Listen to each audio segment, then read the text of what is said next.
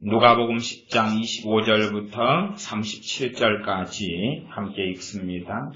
어떤 율법사가 일어나 예수님을 시험하여 가로되 선한 선생님이여 내가 무엇을 하여야 영생을 얻으리이까?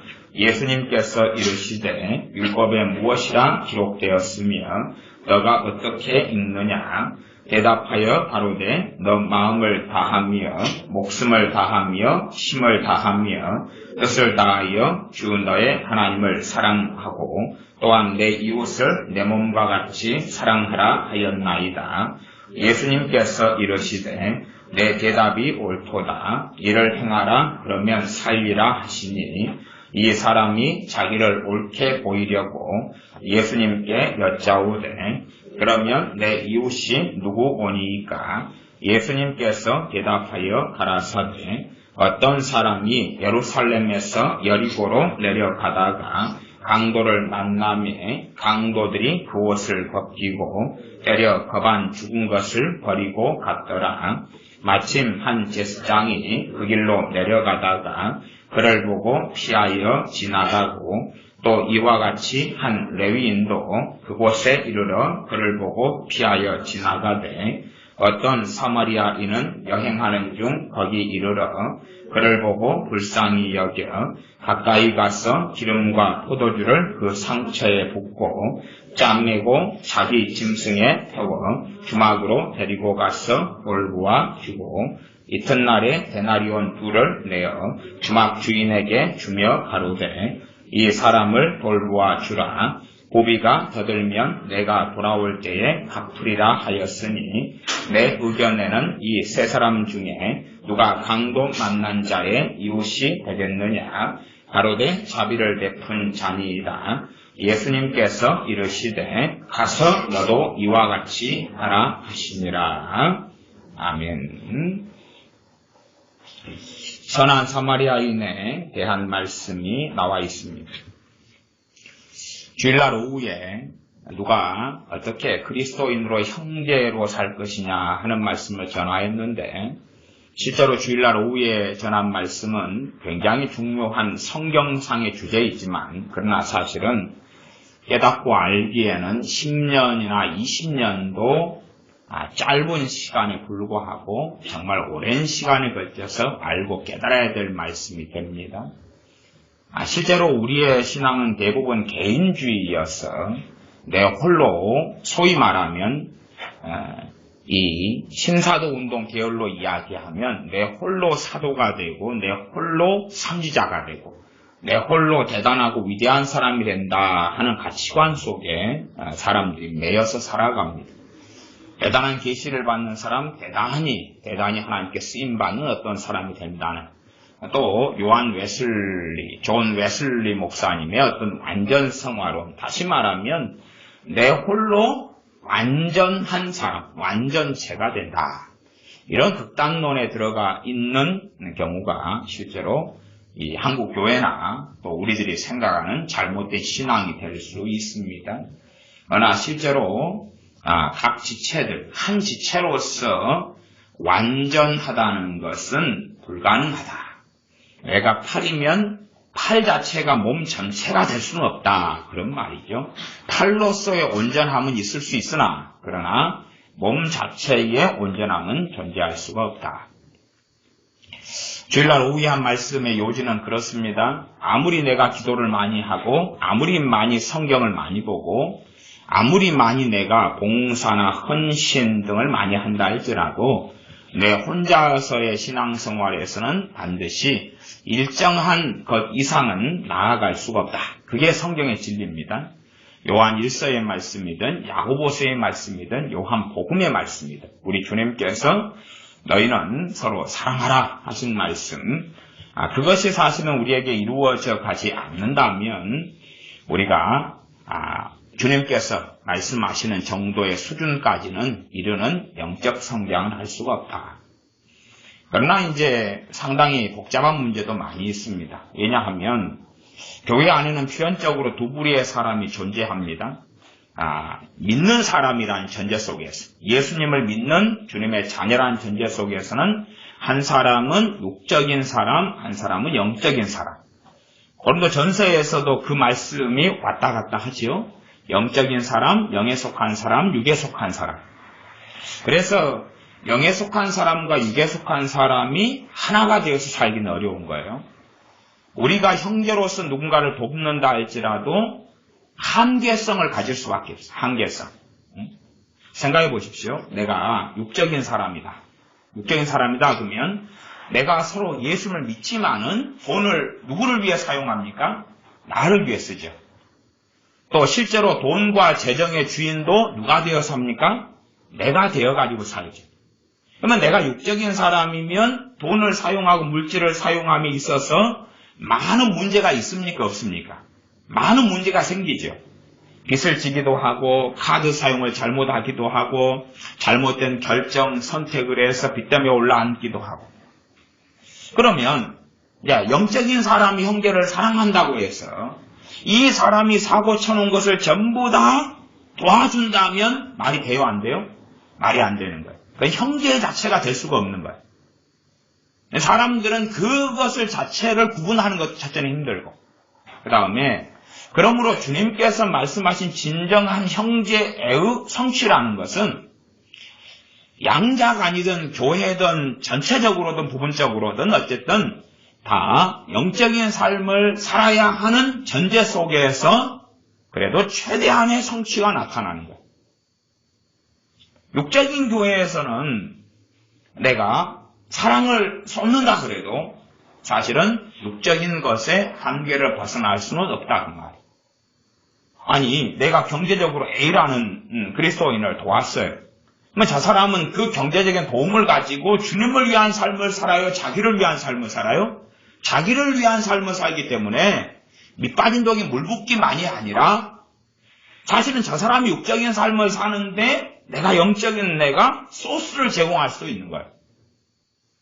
그래서 교회가 참으로 주님 안에서 진정한 형제가 되어져 가는 것은 실상은 거의 불가능해. 실상은 거의 불가능해. 그러나 하나님께서는 성경을 통하여 우리 주님께서는 성경을 통하여 그렇게 말씀하셨고 명령하신 거예요.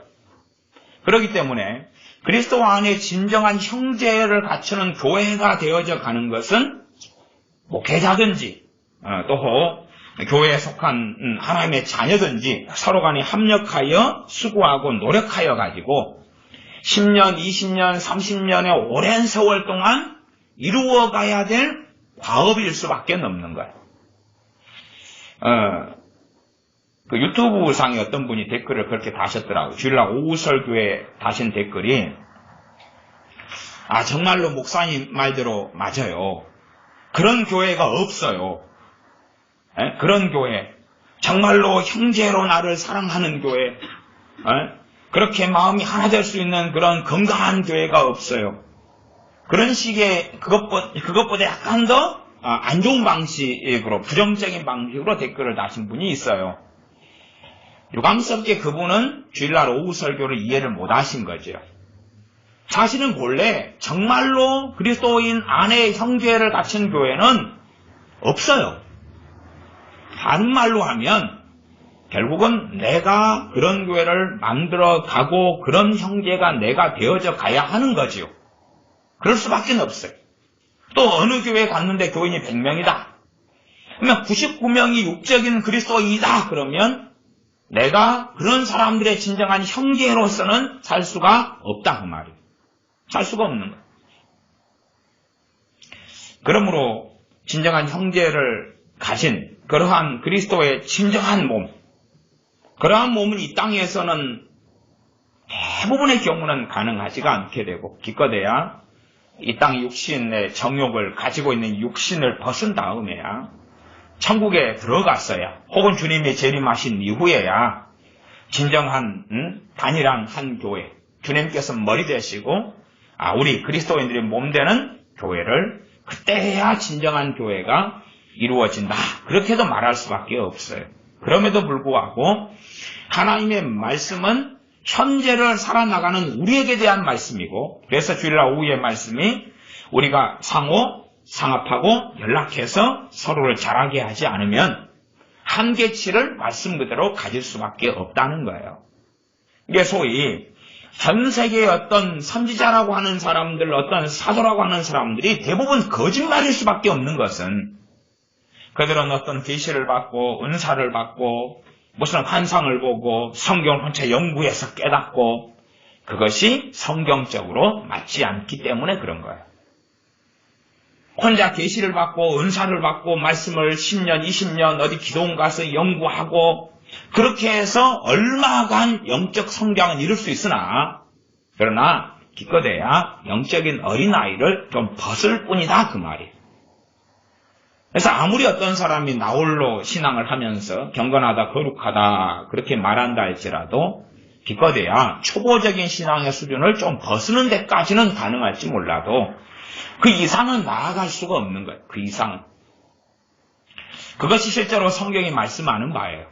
그러니까 우리는 어떻게 생각하냐 그러면 내가 굉장히 나 혼자 거룩해지고 성장해지고 주님을 만나고 주님을 알게 되면서 대단한 하나님의 복을 받고 은혜를 받으니까 내가 구제하고 전도하고 믿음이 약한 사람을 끌어주고 막 이런 개념으로만 사람들이 생각한다 그 말이. 근데 그것이 성경적으로는 맞지 않아요. 그래서 주일날 오후에 하는 말씀은 여러분들이 이해하시려면 짧게는 좀 이해하려 해도 여러분이 알아들었다라고 생각하실는지 몰라도 그래도 10년도 짧고 20년도 짧은 이야기예요. 그냥 한 30년 걸려도 못 알아먹고 인생을 마감하기 쉬운 이야기니까 조급하고 급박하게 생각할 필요 자체는 없다 그런 이야기예요. 사실은 정말 중요한 말씀의 핵심이지만 그러나 그것을 알게도 깨닫게 되는 데는 정말 오랜 시간이 걸려요. 이게 주일날 오후에 했던 설교를 제가 좀 약간 그 메시지와 말씀을 깨닫게 되는 데가 제가 예수를 믿고 만나고 성령 세례받고 그 다음에 그래도 한 20년 정도 걸린 것 같아요. 조금 깨닫게 된 것이. 물론 여러분은 저보다 훨씬 신령하시니까 저의 반절 정도는 될 거라고 생각해요. 10년 정도면. 말하자면 뭐 그런 거잖아요. 그냥 내가 가진 돈이 500만 원이 있는데 극단적인 이야기에 그렇게 실천하면 안 됩니다. 500만 원이 있는데 500만 원 다 털어가지고 누구를 줄 수 있는 거죠. 네? 뭐 그 정도. 아니 그런 것을 한 번, 두 번, 세 번. 그러나 기본은 있어요. 기본은 내가 영적인 사람이고 상대방도 영적인 사람이고 그러라는 응답이 와야 되고 이 세 가지 전제는 이루어진 상태에서 나타나야 된다 그 말이에요. 그런 건 힘들죠. 상대방이 주님 안에 살고 나도 주님 안에 살고 주님께서 너 가진 것을 가지고 구제하라 도우라 이런 말씀이 정확하게 와가지고 이 세 가지가 다 되어져야지만이 그리고 그런 삶의 길을 몇 번 정도는 가야지만이 이제 조금 형제애가 무엇인지 형제우애가 무엇인지 형제우애의 사랑을 공급하라는 베드로 사도를 통한 말씀이 무엇인지를 얼마간 이해할 수 있다 그 말이에요. 그래서 그런 주일날 오후에 했던 말씀들이 신약 성경에는 굉장히 많고 아직은 이제 꽃이 피지 않은 상태에서 구약 성경에서는 좀 적어요. 말하자면 신약 성경을 명백히 봐야지 그 관련된 것이 구약 성경 안에서 얼마간 보여요. 얼마간. 왜냐하면 주님께서 이 땅에 오셨을 때에 유대인들 같은 경우는 율법에 더 중한 바 인과 의와 신을 버려버린 상태라고 주님이 말씀하셨다 그 말이에요. 율법을 보는데 자비함보다 율법을 보는데 용서함보다 율법을 보는데 사랑함보다 더 앞선 것이 이 율법에 나와 있지만 때로는 어느 상황이 되면 어느 상황에 대하여 율법 A와 율법 B와 율법 C가 적용이 될 수가 있어요. 동시에. 그런데 동시에 세 개 다 적용되기보다는 그 중에 우리의 각자의 선택에 따라서 하나만 적용을 해요. 그러나 적용되는 말씀에서 어느 게 더 우위에 있고 우위 높으냐? 어느 게 더 높은 말씀이냐? 주님의 말씀으로 하면은 하나님 사랑과 이웃 사랑이고 인과 의와 신이다 그 말이죠. 거기에서 이제 유대인들은 높은 레벨에 있는 말씀이 아니라 자기가 편리적으로 이해하는 율법 주의에서 말씀을 선택해서 적용시키는 방식으로 걸어갔다 그 말이에요. 얼만큼 여러분이 이해할 수 있든지 없든지 간에. 그래서 실제로 내가 그리스도 안에 살고 상대방이 그리스도 안에 살고. 그래서 우리의 구제나 도움은 그런 면에서 총 3가지 부분의 구제와 도움이 있겠어요. 3가지 부분에. 세상 사람은 우리의 형제가 아니에요. 형제가 아니에요. 형제가 아니기 때문에 세상 사람을 돕는 것과 그리스도인을 돕는 것은 완전한 차이가 있어요. 완전한 차이. 딜레마는 참 많아요. 말하자면 여러분들이 세상 사람 누군가 A를 도왔어요. 자, 그걸 가지고 주님 앞에 섰을 때 내가 상을 받을 수 있을까? 받을 수 있을 것 같아요? 없을 것 같아요? 있을 것 같아요? 없을 것 같아요? 그건 몰라요. 그렇죠? 일단 모른다가 답이에요. 모른다. 그래서 제가 정답을 제시를 안 했어요. 1번은 받을 수 있다, 2번은 없다, 3번은 모른다. 몰라요. 어떤 경우는 받고, 어떤 경우는 못 받고, 어떤 경우는 책망을 받고. 이게 내가 세상 A라는 사람에 대하여 구제를 했는데 얼마든지 책망을 받지. 자, 봐보세요. 많은 큰 교회들이, 또한 많은 교회들이 지금까지 북한 돕기를 해왔어요. 북한 돕기를. 북한에 말하자면 조용규 목사님 같은 분은 암센터를 지어주었어요. 그다음 평양 과기대를 만들어줬어요. 그러면 그것 가지고 상을 받아요? 못 받아요? 받겠어요? 책망을 받겠어요? 평양 과기대를 통하여 그들에게 전수한 컴퓨터 기술과 많은 컴퓨터와 자원을 통하여 북한 정권은 대한민국을 거짓말하고 선동하고 테러, 인터넷 테러 부대, 사이버 테러 부대를 양성했고 양육했고 대한민국을 적화 통일하는데 앞장서고 있는 중이에요. 그들의 컴퓨터 기술을 굉장히 많이 발전시켜버렸죠. 그래서 다음이나 네이버나 트위터나 많은 인터넷 세계를 정복하는데 쓰고 말았지. 또 북한의 정권을 유지하는데 어마어마한 돈을 주고 말았지. 그러나 많은 교회는 지금도 북한 돕기에 헌금을 하고 있어요. 명분은 북한 고아 돕기. 북한 고아와 우리가 1대1로 조인이 돼가지고 내가 주는 돈이 정확하게 그 북한 고아에게 넘어가고 그들에게 식량으로 넘어간다고 가정해도 도울까 말까는 어려운 문제가 있어요. 거기에서도. 그러나 북한에 주는 돈이 돌고 돌아가지고 과연 들어가느냐? 북한은 그런 나라가 아니에요. 북한은 사람이 소 한 마리를 죽이면 3대를 다 연자제에 매어서 비참한 죽음이나 아니면 강제수용소에 집어넣어버리는 소의 목숨이 북한의 인민, 그 주민의 목숨보다 훨씬 더 높은 값어치가 있는 나라예요. 그런 판국인데 여기에서 속값 이상을 도와주는 것이 과연 북한 주민에게 그 돈이 순수하게 가느냐? 그럴 수 자체는 없어요. 북한은 그런 나라가 아니에요. 북한은 모든 것이 김정은, 모든 것이 공산당에 의해서 통제되는 나라예요. 모든 것이 통제되는 나라예요. 감시되는 나라고 통제되는 나라예요. 극단적인 이야기를 했습니다. WCC 같은 경우는 지금까지 소수 인권이라는 입장에서 정말로 많은 테러 단체, 그 다음에 내란을 일으킨 단체에 많은 자금과 돈을 지원해 줘왔어요. 어떤 단체가 소수다. 그들은 혁명을 일으키고 있다. 자금 지원을 WCC가 해왔다 그런 말이죠. 그것도 선교와 구제라는 명목으로. 그러면 그것이 정말로 주님 앞에 보실 때, 주님이 보실 때에 와 잘했다. 그렇게 할 수 있을 것이냐의 문제가 생기. 그렇게 할 수 있을 것이냐. 자, 극단적인 예로 A라는 사람이 동성애자인데 게이는 대부분 에이즈가 쉽게 걸리죠. 게이는 남자, 여자 동성애자를 레즈비언이라 그러고 남자 동성애자를 게이라 그래요. 그러면 남자 동성애자 살다가 에이즈에 누가 걸렸어요. 물론 에이즈에 걸릴 때에 한 사람당 거의 국가에서 1억 이상의 경제적인 돈을 통해서 그들을 치료합니다. 다 전체 국가가 책임을 지는. 그래서 이 동성애가 많아져 갈수록 우리나라 재정에는 심각한 부담과 타격을 가져오죠. 어쨌든 이제 동성애자가 에이즈가 걸렸다. 응? 그러면 그 사람이 그렇게 해서 때로는 치료비가 부족해서 죽어가고 있다. 그러면 저 사람은 우리가 어떻게 해야 될 것이냐? 저 사람은 당연히 첫째는 기본적으로 불신자겠죠. 신자인 경우도 있겠지만 대부분은 불신자니까 안 믿는 사람이다. 그러면 저 사람은 우리가 얼만큼 구제하고 도와야 될 것인가 하는 문제가 생긴다고 말이에요.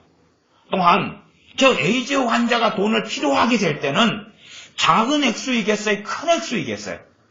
큰 액수일 수밖에 없어요. 우리가 그냥 기껏해야 10,000원, 5,000원, 20,000원 준 것까지는 안 될 거 아니에요. 뭐 많은 사람이 십시일반 모여가지고 할 수 있다면 몰라도 그렇게 해서 많은 돈을 모으는 문제가 아니라 우리 개인이 돕는 입장에서는 우리가 얼마간 하는 것이 큰 도움은 되지 않을 거라 그 말이. 그러면 세상적인 관점에서 기회비용이나 아니면 세상의 상식으로 이야기한다면 뭐 아프리카의 난민들을 돕는다. 그러면 우리가 에이즈 환자에게 5,000만 원을 돕는 거다고 그래서 5,000만 원을 도와도 에이즈 환자가 에이즈가 치료가 돼요? 안 돼요? 안 되죠. 잠깐의 생명 연장이 불과하죠. 얼마간에? 그게 불과해요. 그러나 5,000만 원이면 실제로 최소 50명 이상의 아이들을 살릴 수가 있어요. 참 뭐 그런 문제로 들어가면 이제 답이 없는 굉장히 많은 참적한 문제 속에 들어가요. 첫째는 안 믿는 사람을 구제하는 문제가 첫 번째 있고 같은 거에 될 수 자체가 없습니다. 그거 구제에 대한 이해를 바르게 좀 해야 돼. 기본적인 이해부터 시작해서. 말하자면 제가 구제를 설명하려고 하면 뭐 한 20번의 설교를 한다 해도 조금밖에는 설명을 못해요. 하나님 말씀은 깊이 있고 깊이 있을 뿐만 아니라 하나님 말씀은 설명을 해가지고 다 아는 문제가 아니라 실제로 내가 순종해 가야지 알고 나아가 무엇보다 근원적인 것은 내가 그리스도 안에 있지 않으면 제대로 이해하기가 어려워요. 하나님 말씀은 내가 그리스도 안에 주님 안에 거하는 삶을 살지 않으면 제대로 이해할 수 없고 제대로 조금 이해한다 해도 주님을 따르는 길을 걸어야지만이 좀 더 이해되고 주님을 더 따라야지만 좀 더 이해되는 것일 뿐이에요. 그렇기 때문에 극단적으로는 이기적인 그리스도인은 구원은 받을 수 있으나 그러나 장성한 그리스도의 분량은 절대 이룰 수가 없죠. 당연한 거죠. 그건 형제 사랑이니까 이기적인 그리스도인이 있다. 물론 대부분의 한 80% 이상의 그리스도인은 이기적이에요. 80% 이상의 이타적보다 이기적. 저는 지금 이제 두 가지를 함께 이야기하는 거예요. 그리스도 안에서의 이타가 아니면 다른 사람을 섬기고 돕는 그 헌신, 그 사랑, 그 이타적인 것이 그와 하나님 관계를 멀어지고 무너지게 만든다는 사실이에요. 주님 안에서의 사랑이지 주님 밖에서 사랑이 되는 게 아니에요. 주님 밖에서 사랑이 되는 게 아니에요. 탈북자들이 간혹 탈북을 해요. 그러면 탈북을 하면 거기에는 브로커가 끼어 있어요. 그래서 한 사람의 탈북자 때문에 어떤 브로커가 악질적인 브로커가 끼이면 돈을 몇 천만 원까지도 요구해요. 그렇지 않으면 다시 북한을 돌려보내거나 인신매매를 해버려요. 그러면 탈북한 사람 몸값을 한 1,000만 원 값싸게 요구했다. 근데 탈북한 사람이 크리스찬이요 그리스도인 경우는 거의 없어요. 다 불신자예요. 저 사람 몸값을 1,000만 원을 누가 지급할 것인가? 대부분 이제 몸값을 지급하는 일을 많은 교회나 많은 선교사님들이 하고 있어요. 물론 그런 일은 가치가 있다고 생각해요. 가치가 있다. 그렇지만 정말로 한 걸음 더 깊이 들어갔을 때에 그 일이 주님께로부터 온 것이냐 할 때는 회천막을 달 수밖에 없어요. 회천막. 왜냐하면 간단하게는 그 1,000만 원이면 다시 아프리카 애들이나 난민의 경우 이런 경우로 들어가면 현재의 전세계 인구 가운데 거의 굶주리는 아이들이 1억 명이에요. 1억 명. 그 아이들 입장에서는 저 1,000만 원이면 저 한 명이 어떤 남자든 여자든 탈북자를 살리는 것과 그 1,000만 원이면 오히려 10명 이상의 아이를 살릴 수 있는 돈이 되거든요. 그런데 여기서 탈북자는 다 선하고 거룩합니까? 그건 아니죠. 그리 될 수는 없죠. 그러면 탈북자를 왜 우선순위로 여기느냐? 그러면 그런 입장이에요. 민족주의의 입장이죠. 민족주의. 자, 아셔야 됩니다. 그리스도인에게는 민족주의가 가치가 있습니까? 없습니까? 가치가 있으면 천국에 가가지고 뭘 만들어야지? 코리아타운을 만들어야 돼. 그죠? 코리아타운을 만들고 그 다음에 사도 바울 같은 사람 유대인이라요. 사도 바울처럼 물러가라. 우리 민족끼리 살린다. 왜 우리나라가 적화나 공산화가 많이 깊이 침투하고 들어왔냐 그러면 민족주의 때문에 그런 거예요. 민족주의 때문에. 근데 무서운 것은 그리스도인들도 민족주의에 사로잡히는 것이 무서운 거예요. 민족주의에 사로잡힐수록 하는 게 뭐죠? 이방인들, 나그네들, 객을 핍박하는 거예요. 피부색이 좀 다르면 욕하고, 저주하고, 왕따를 시키고, 그리고 천대하고, 피부색이 하얘하면 열등감을 느끼고 그들을 우대하고, 피부색이 시커하면 우월감을 느끼고 멸시하고. 그래서 우리 한국 사람에게는 그게 굉장히 강렬하고 강하죠. 이 다른 민족, 다른 나라 사람들에 대하여 우월감을 느끼거나 그들을 멸시하거나 핍박하거나 한다는 이야기는 실제로 우리 안에 민족적 우월감이 굉장히 많이 들어와 있는 거예요. 그래서 거짓된 목회자나 거짓된 자칭 선지자라는 사람들은 민족적 우월감을 일으켜요. 민족적 우월감이 뭡니까? 이스라엘에 이어서 제2의 이스라엘이 누구다고요? 한민족이다. 저는 그런 걸 볼 때, 야, 이건 삼류 개그 콘서트인가? 삼류 개그인가? 그 생각을 해요. 아니, 자, 옛날에 아시죠? 옛날에, 중국 몽골의 침략. 아니, 정말로 이 한민족이 상당히 순혈을 유지해 왔지만, 그러나, 일제의 침략, 몽골의 침략 등을 통하여 피가 정말로 제대로 땀피하고 섞였을까요? 안 섞였을까요? 안 섞였다고요? 순혈이다고요? 자, 또 갑시다. 순혈 좋다 이거예요. 근데 조상은 같아요, 달라요? 같지 않아요. 아브라함은 아니죠. 노아 홍수대, 노아 할아버지. 그리고 그 위로 가면 아담 할아버지. 같은 조상이라요. 거기에 순혈이나 순혈이 아니냐는 건 의미가 있어요, 없어요? 무슨 이야기죠? 아니, 노아 할아버지를 통해서 홍수 이후에 이 지구상의 사람들이 다 흩어져가지고 살았고, 거기에서 민족의 개념이라는 것은 결국은 지역의 개념인 거예요. 어떤 사람들이 어느 지역에 정착하고 살았어요. 그래가지고 자기들의 고립성 속에 오래 사니까 그걸 뭐라고 지칭하는 거예요? 민족이라 그런 거예요. 기본적으로 민족의 개념이 어디서 오냐 그러면 개념 자체는 성경에 없으나 상식적으로 생각하면 어디로 근원되냐 하면 바벨탑 사건으로 올라가요. 바벨탑 사건 때에 하나님께서 언어를 혼잡게 하셨고 언어를 나누어 놓으셨어요. 언어를 나눠버렸어요. 그러니까 언어를 나눴는데 사실은 피에 따라 나눴을까요? 안 그랬을까요? 아니면 가족별로, 부족별로? 성경은 없어요. 근데 충분히 하나님은 꼬장을 피우셨을 테니까 그냥 갑자기 남편과 아내가 대화가 안 됐을 수 있어요. 그래서 남편과 아내가 대화를 서로 해가지고 2개국어를 먼저 익혀서 무역업을 시작하는 거죠. 이혼하기는 그러니까. 뭐 그랬을 수도 있어요. 아니면 자식이 5명인데 언어가 다 틀려가지고 갑자기 남편 아내 언어 틀리고 자식 5명 틀려서 7개국어를 3년 만에 지지고 볶고 하다가 능통하게 돼가지고 전 세계 실크로드를 만들고 무역을 했을 수도 있겠죠. 그러나 언어를 중심으로 해가지고 해쳐 모여 그것이 민족이다 그 말이죠. 사실은 그러니 혈통적인 문제에도 포함되어 있지만 진짜 혈통은 노아 할아버지하고 피가 같은 거예요. 그렇죠? 그 피에서 셈과 함과 야벳 그리고 그런 거예요. 그러니 민족의 허구를 성경을 읽는 그리스도인들은 알아야 되는 거예요. 알아야 돼. 그러지, 이 한반도에 좀 모여 사는 이 사람들이 마지막 때 사명을 가지고 있다. 한민족 어쩌고저쩌고 보면 삼육 코미디를 보는 거야. 저는 그 삼육 코미디가 한국 교회나 한국 메시지 설교 가운데 많이 퍼진 것을 보고 정말로 창세기를 좀 읽었으면 좋겠고 아니면 상식을 좀 가졌으면 좋겠다.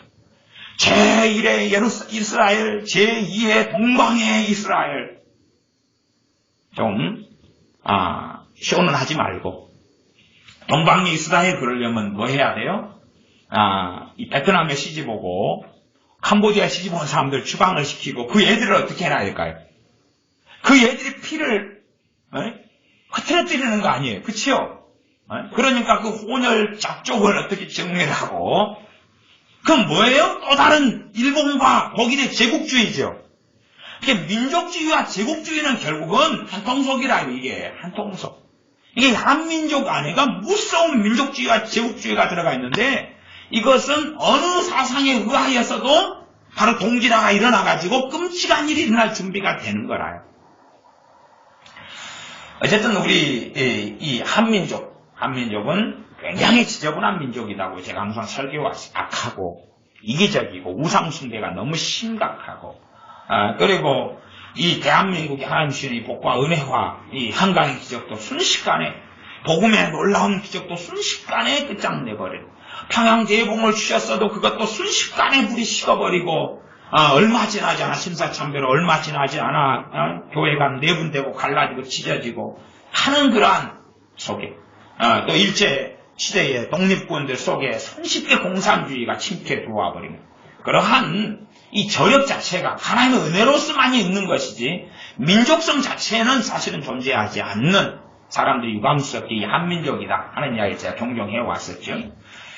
그래서 구제다 그러면은 안 믿는 사람에 대한 구제 그 첫 번째가 있는 거고 두 번째는 이제 교회 안에가 영적인 사람과 육적인 사람 필연적으로 나누어지는데 그 기준은 고린도 전서를 통해서 제가 설교를 많이 해왔었어요.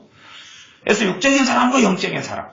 육적인 사람도 형제이기 때문에 구제하고 도와야 되죠. 그러나 육적인 사람은 그 육적인 사람의 삶을 언제까지 지속하는지는 몰라도 육적인 사람들이 신앙생활이 오래되다 보면 그 사람들은 불신자가 되어져 버린다는 사실이죠.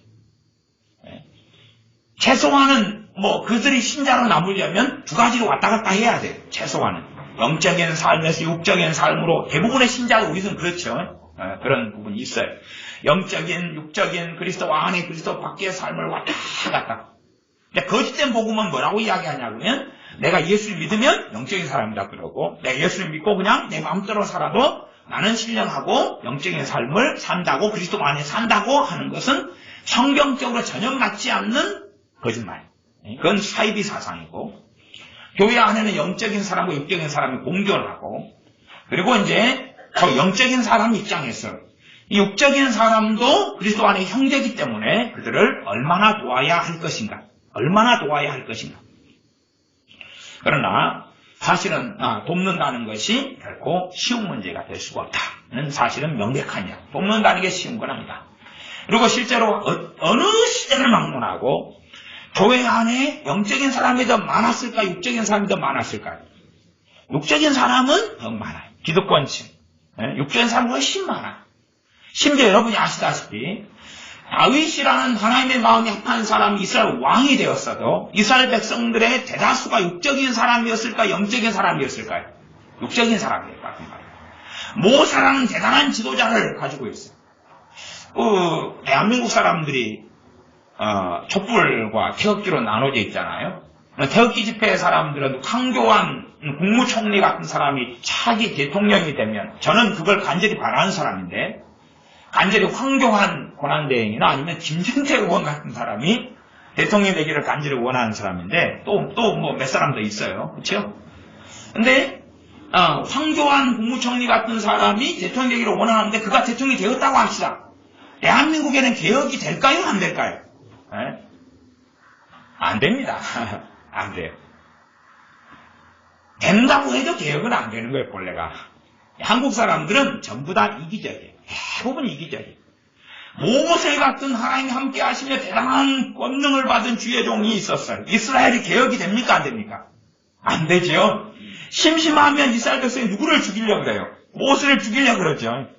그러니까 하나님이 모세 편을 들어주죠. 그럼 모세에게 반열을 일으킨 사람들 하나님이 죽여버리죠. 그래도 이스라엘 백성이 깨달아요, 못 깨달아요. 못 깨닫고 또 일만 되면 반열을 일으켜 죽이려고 그래요. 그게 이스라엘 민족성이니까 그런 부분에서는 분명히 우리나라가 한민족이 제2의 이스라엘이 맞아요. 진짜 맞아요. 진짜 맞아요. 그런 반역의 족속, 제2의 이스라엘이 정확히 맞아요. 어쨌든 제2의 이스라엘이다. 하나님이 놀랍게 쓸 거다. 제2스라엘 통하여 부흥이 일어날 거다. 그러면 제1의 이스라엘 통하여 부흥이 일어났어요? 안 일어났어요? 아니라 하나님이 썼어요? 안 썼어요? 그냥 하나님이 복음을 보존하고 말씀을 보존하고 언약을 보존하고 또한 그 민족 가운데 우리 주님께서 메시아로서 임하시는 데는 쓰임받았으나 결국은 심판받아 버림받았고 지금이야 그루터기밖에는 남지 않았지. 하나님의 약속의 때까지는 그루터기밖에 남지 않았어. 황폐화됐고 전 세계 어느 나라보다 더 많이 동성애 속에 들어간 나라가 이스라엘이죠. 지금도 끊임없이 전쟁의 기운이 가실 날이 없죠. 왜 그렇습니까? 신명기 약속했던 하나님의 평강을 주시지 않으니까. 그들이 주님께 하나님께 나오지 아니하니까 그렇지. 아니하니까. 전에 설교에 제가 베드로는 베드로가 아니다. 그래가지고 제가 논증을 했어요. 그건 틀린 이야기다. 그랬더니 또 누가 유튜브에 댓글을 다셨어요.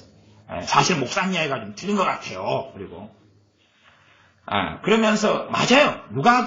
저는 이스라엘 배경사를 많이 오래 공부한 사람이에요. 당연히 신약성경은 헬라어로 되어 있는 게 알고 유대인들은 주님 당시에는 아람어를 주로 썼어요. 그다음 히브리어는 간혹가다 썼으니까 사도행전에 사도 바울 같은 사람이 일어나가지고 히브리어로 말하니까 그냥 막 중시하고 심각하게 듣고 할 정도 놀랄 정도니까. 근데 이미 사복음서에서부터 베드로라는 이름을 상시어로 써요, 안 써요? 쓰지요. 그 다음에 베드로 전서 우서를 누가 기록해요? 베드로가 기록하지요. 자기의 이름을 누구라고 적어요? 하나님의 주 예수의 사도된 종 베드로가 그러는 거예요. 종 케이파가 그러는 게 아니고 그런 상식이 없는 것. 그래서 오히려 이 메시아nik 주 같은 사람들이 성경을 해석하는 걸 통해서 뭐가 일어나냐면 성경의 모호성을 무너뜨리는 거라. 성경이 얼마나 정확하고 맞다는 걸 무너뜨려가는 거예요. 그 궤변. 그걸 궤변이에요. 허탄한 신화와 이 변론에 빠지지 말라 그랬는데 메시아nik 주들이 자기들이 이해해왔던 배워왔던 율법에 해석하고 예수를 믿고 복음을 받아들인다는 그 짬뽕에서 끊임없이 궤변을 만들고 변론을 만들어내요. 이 자들은. 그래서 저는 이 메시아nik 주들을 신뢰하지 않는다 그랬어요. 메시아nik 주들은 전부 다 모든 것을 버리고 원점에서부터 신앙생활을 다시 시작해야 되는 거예요. 그들은 조나단 에드워드에게 배우고 그들은 존 칼빈에게 배우고 그들은 마틴 루터에게 배우고 그들은 아리토리에게 배우고 그들은 찰스 스펄전에게 배우고 과거에 정말로 검증된 주의 종들에게 그들은 배워야 되는 거예요. 다 버리고 메시아nik 주, 유대인이 어느 때 50살이 돼가지고 주님께 돌아왔다고 칩시다. 그러면 그 50년 동안 배워왔던 것이 어디다 찌들었겠어요? 그의 사상, 가치관, 신념, 언어, 말, 행동, 감정, 정서, 인생의 비전, 꿈, 교육, 사상 모든 거에 다 찌들었어요. 그걸 버리고 비워내는 게 쉬울까요? 어려울까요? 어려워요. 그것도 비워내지 못한 주제에 이스라엘의 선생으로 자처하고 튀어나가면 어떻게 되겠느냐 그 말이에요. 기껏해야 유대인으로서 주님 만난 지 2년 됐다. 이 초짜가 자기 걸 다 비워내지 않고 이제는 이제는 가르치겠다. 내가 이방인의 스승이 되겠노라. 그런 메시아nik 주들이 굉장히 많습니다. 또 그런 사람 죽여가지고 당신들이 세미나 해주고 강의해달라고 하는 사람 너무 많아요. 그러나 잘못된 겁니다. 아니 성경에서 베드로 사도가 그래 베드로 사도의 이름이 아람어로는 케이파라고 그래요. 케이파. 히브리어로는 베드로 아니면 페트라 베드로 말이죠. 그 다음에 원래 유대인 히브리어 이름으로 시몬. 이게 세 개인 거예요. 언어가 다르니까. 언어가 세 개를 사용했으니까. 그러나 헬라어로 베드로 사도는 자기 이름을 베드로라고 고백하고 있는 거예요. 희하게 하고 있는 거예요. 그런데 예수님께서는 베드로라고 한 적이 한 번도 없다. 그렇게 이제 궤변을 일삼으니까 그러면 누가 미친 사람이 되는 거예요? 베드로가 미친 사람이 되는 거예요. 참 이상해. 그러니까 그런 좀 정상적인 이야기를 해도 사람들 정상적인 이야기를 정상적인 이야기로 받아들이려고 하질 않아요. 그러니까 이런 거 조금 설명하려면 아무것도 아닌 이상한 걸 가지고 좀 설명해도 30분을 설명해야지 좀 알아듣긴 같은데요. 한마디 딱 던지면 아 그렇구나 알아먹어야 되는데 얼마나 공부를 못했는가, 얼마나 이해력이 떨어지는가. 구구절절 이야기를 해줘야 겨우 알아먹는다 그러면 어떻게 하겠냐고 말이에요. 정말 이 기본적인 신앙의 수준이 지력이 안 되고는 깜깜한 크리스찬들이 너무나 많은 거예요. 이 구제라는 것도 제가 나누어서 설명하는 것은 이방인에 대한 구제, 불신자에 대한 구제, 그 다음에 교회 안에서 육적인 그리스도인에 대한 구제, 그 다음에 영적인 그리스도 안에서 구제. 그 세 가지로 나누어요. 그래야지만이 기본적인 걸 이해할 수 있어요. 그러나 사람들이 성경을 자기 마음대로 해석해서 그리스도인 형제하고 불신자하고를 동급으로 쳐버려요. 아니 주님께서 마태복음 같은 데 말씀 안 했어요? 나를 믿는 이 소자 중에 나를 믿는 소자 중에 물 한 그릇이라도 떠주면 상을 주신다고. 상을 잃지 않을 거라. 결단코 상을 잃지 않고 받을 거라고. 누구를 이야기한 거예요? 주님을 믿는 소자를 이야기했잖아요. 그러면 그 포인트를 알아야 되죠. 포인트를. 그러나 이 WCC나 NCK 애들이 말하는 것은 그들이 생각하는 형제는 뭐냐 그러면 세상 가치관으로 We are the world예요. We are the world. 네? 힌두교인 아니면 이슬람교인 아니면 공산주의자 그건 누구라도 다 형제라는 거예요. 그래서 거기에서 오는 WCC의 가치관의 선교의 개념이 미시오 데이 그런 것이 거의 이단 사설에 가까운 거라. 그러나 이제 이 통합식이나 감리교나 뭐 성공회나 기장이나 전부 다 NCK에 속한 친구들은 제 친구들은 아닌데 사실은 상종을 별로 안 하는데 그 잘못된 사상 속에 들어가 살아도 그렇게 생각하지 않은 거예요. 생각하지 않아요. 어떤 어리석은 사람들은 한국교회가 대한민국 위기 가운데 하나가 돼서 하나요? 집안 가정도 하나가 안 되는데 무슨 노예가 작은 교단도 하나가 안 되는 판국에 큰 교단이 돌아서고 그런 게 어디 있답니까? 소설 쓰지 말아야지. 그런 건 주님 오실 때까지는 없는 이야기라. 없는 거. 이 땅에서도 없고 주님 재림하실 때까지는 존재하지 않는 일이에요. 교단이 하나 되는 것, 그리스도인이 하나 되는 것, 왜? 제가 이야기했잖아요. 교회 안에 영적인 신자가 많아요? 육적인 신자가 많아요? 육적인 신자가 많죠.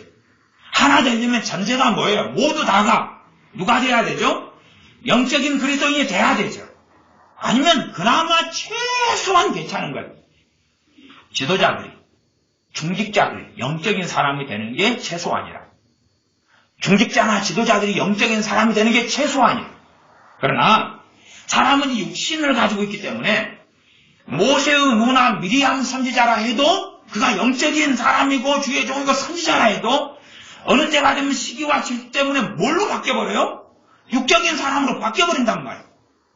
그래서 하나님의 심판을 받아서 징계를 받아서 얼마 동안 문둥병자로 그는 거하고야 말이죠.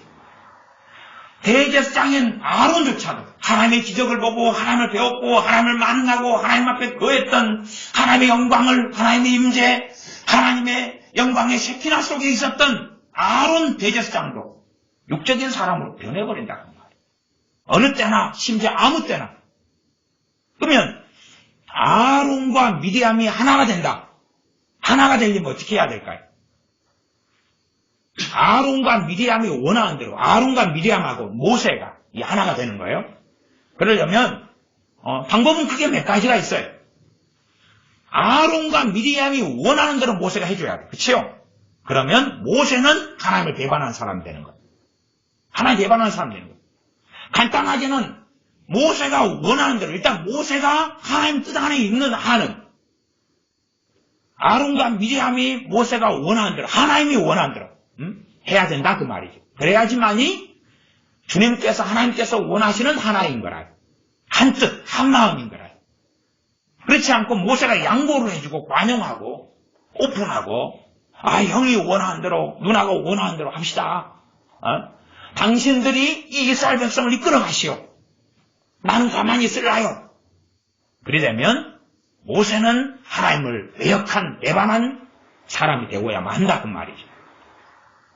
그래서 WCC 같은 것은 결국은 평화를 이야기하고 하나를 이야기해. 하나를 이야기해.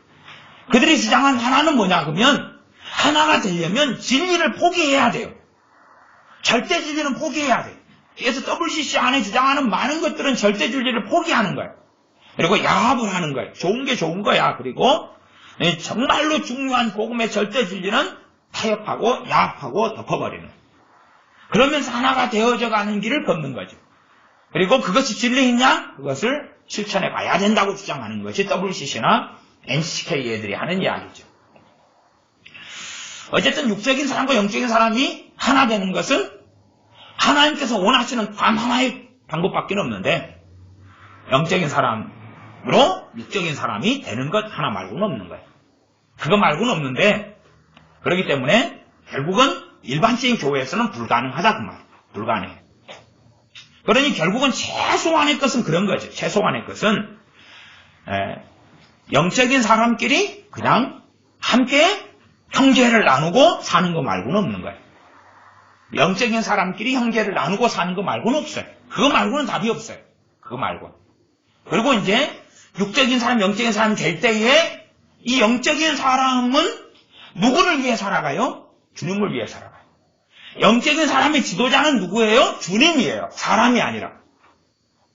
주님으로부터 온 것을 다 받고 알 수 있어요. 물론 영적인 사람도 영적인 어린아이가 있고 성장한 사람이 있고 다양하게 존재하지만. 그래서 진짜 하나인 것은 다 영적인 사람이 돼야 되는데 그것 자체는 현실적으로 불가능하고 그다음 영적인 사람들이 최소한은 주의 종이 되거나 아니면 중직자가 되어서 교회를 이끌어가야 되고 그것에 맞추어서 교인들이 영적인 사람으로 변화돼 가야 되는 거죠. 그 정도 돼야지만이 그래도 이 땅에서의 건강한 교회다 그렇게 말할 수 있어요. 그것은 사실은 지금 현 시대 상황에서는 그냥 소설 쓰는 거다 그렇게 말하는 것처럼 보여져요. 우리 한국 교회에서는 더 그런 것일 뿐이고요.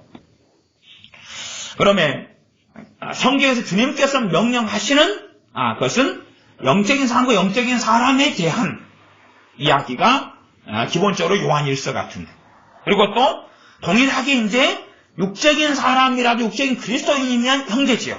형제. 그들에 대해서 돕는 것은 영적인 사람, 영적인 사람을 돕는 것하고는 다른 개념이라는 사실이죠. 다른 개념. 나아가서 영적인 사람이 세상 사람을 구제하고 돕는 것은 또 다른 분야다. 또 다른 분야. 여기에서 오늘 누가복음 10장의 본문에서는 형제애가 아니라 이웃이라는 개념을 사용하고 실제로 이웃의 개념도 여러 가지가 존재한다고 제가 말씀드려 왔어요. 어떨 때는 어떤 이웃의 개념은 이 형제애와 연결되는 이웃의 개념이 있고 어떨 때는 타인, 남남, 때론 과부, 객에 대한 개념으로 사용될 때도 있고 그래서 앞뒤 성경의 문맥상으로 살펴봐야 한다고 제가 말씀드려 왔어요. 이 사마리아인이 이 사람을 다른 말로 선한 사마리아인 그렇게 말하죠. 이 사마리아인이 강도 만난 사람이 이웃이 되어줬어요. 그런 것은 주님께서 다른 말씀들이 했던 것과 이것을 섞어버리면 안 되는 거예요. 다른 이야기. 이미 강도 만난 사람은 하나님의 자녀다, 백성이라는 전제 자체가 없어요. 그래서 여러분이 본문을 잘 보시면 돼요. 어느 정도의 기준선은 나와 있어요. 기준선. 그러면 차포 좀 다 떼내고 일단 27절로 가면 27절에 하나님 사랑하고 내 이웃을 내 몸같이 사랑하라 이렇게 나왔죠. 그 다음에 이제 그 이웃에 대한 이야기로서 그러니까 이 말씀에서 이 본문 속에서 사은한 사마리아인은 이웃이 되어준 거죠. 이웃이 되어준 거예요. 강도 만난 자 이웃이 되어준 거예요. 그리고 이 이웃에 대한 말씀이 이 정도로 해가지고 66권상을 다 이해하고 알 수 있는 본문은 아니다 그 말이에요. 일부분의 분화 정도만 이해할 수 있는 말씀이다. 이까지는 전제로 제가 여러분이 이해하시라고 말씀한 거예요. 원래가 성경은 쉬운 게 아니라요. 날로 먹으려니까 잘못되는 거라. 제가 명절 때 삼시세끼를 봤다 그랬잖아요. 삼시세끼를 봤는데 그 남자 3명에서 요리해가지고 밥을 먹더라고요. 근데 어느 날 낚시를 해가지고 왔어요. 낚시를 해가 왔는데 우리 동네에서는 이 생선은 밀정이라고 해요. 밀정. 요만한 거 있잖아요. 모래톱에 있는 요만한 물고기라요.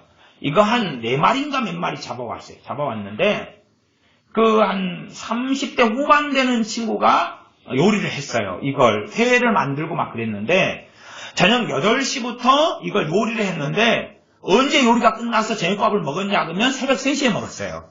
새벽 3시에. 그러니까 이걸 이만한 생선을 비늘을 벗기고 그 다음에 회를 뜨는 데가 가뿐하게 이만한 생선 하나에 막 30분이 걸리더라고요. 30분. 환장하죠? 그러면 그 친구한테 묻는 거예요. 그 친구 이름이 누구더라? 에릭. 이름 한국 이름 뭐라 그러는데 몰라요. 어쨌든 에릭 그 친구한테 생선 날로 먹기 쉽냐? 그럼 그 친구가 뭐라 그래요? 날로 먹을 게 아니라 그러죠. 회 떠먹기 쉽냐? 그럼 그 친구가 뭐라 그래요? 어렵다 그랬죠. 그 다음에 그 남자 3명이서 낚시를 해요. 근데 이 가장 젊은 친구는 낚시 한 번도 안 해봤어요. 지렁이를 끼울지도 몰라요. 근데 재미난 것은 낚시 한 번도 안 한 친구가 고기를 다 잡아요. 물론 몇 마리 안 잡지만. 그리고 낚시를 많이 해본 사람은 고기를 못 잡아요. 입만 살아있고 지렁이만 끼워주고 낚싯줄이 엉키면 그것만 해주고 낚싯바늘 달아주고 근데 자기 물고기는 안 잡혀요. 말하자면 낚시가 어렵다고 말이죠. 낚시도 어렵고 몇 마리 잡았는데 해 떠먹기도 어려운 거예요. 근데 하나님 말씀을 날로 먹으려는 사람이 너무 많은 거예요. 지금은 뭐든지 쉽게를 좋아해요. 왜 우리 자녀들이 하나님 말씀을 이해하지 못하게 될 거냐? 점점 이해하지 못하게 될 거예요. 당연히 한국말에 70% 80% 한자어를 알아요. 뭐 요즘에 젊은 세대가 한자어를 배우려고 안 배우려고 그래요. 안 배우고요. 찍어버리죠.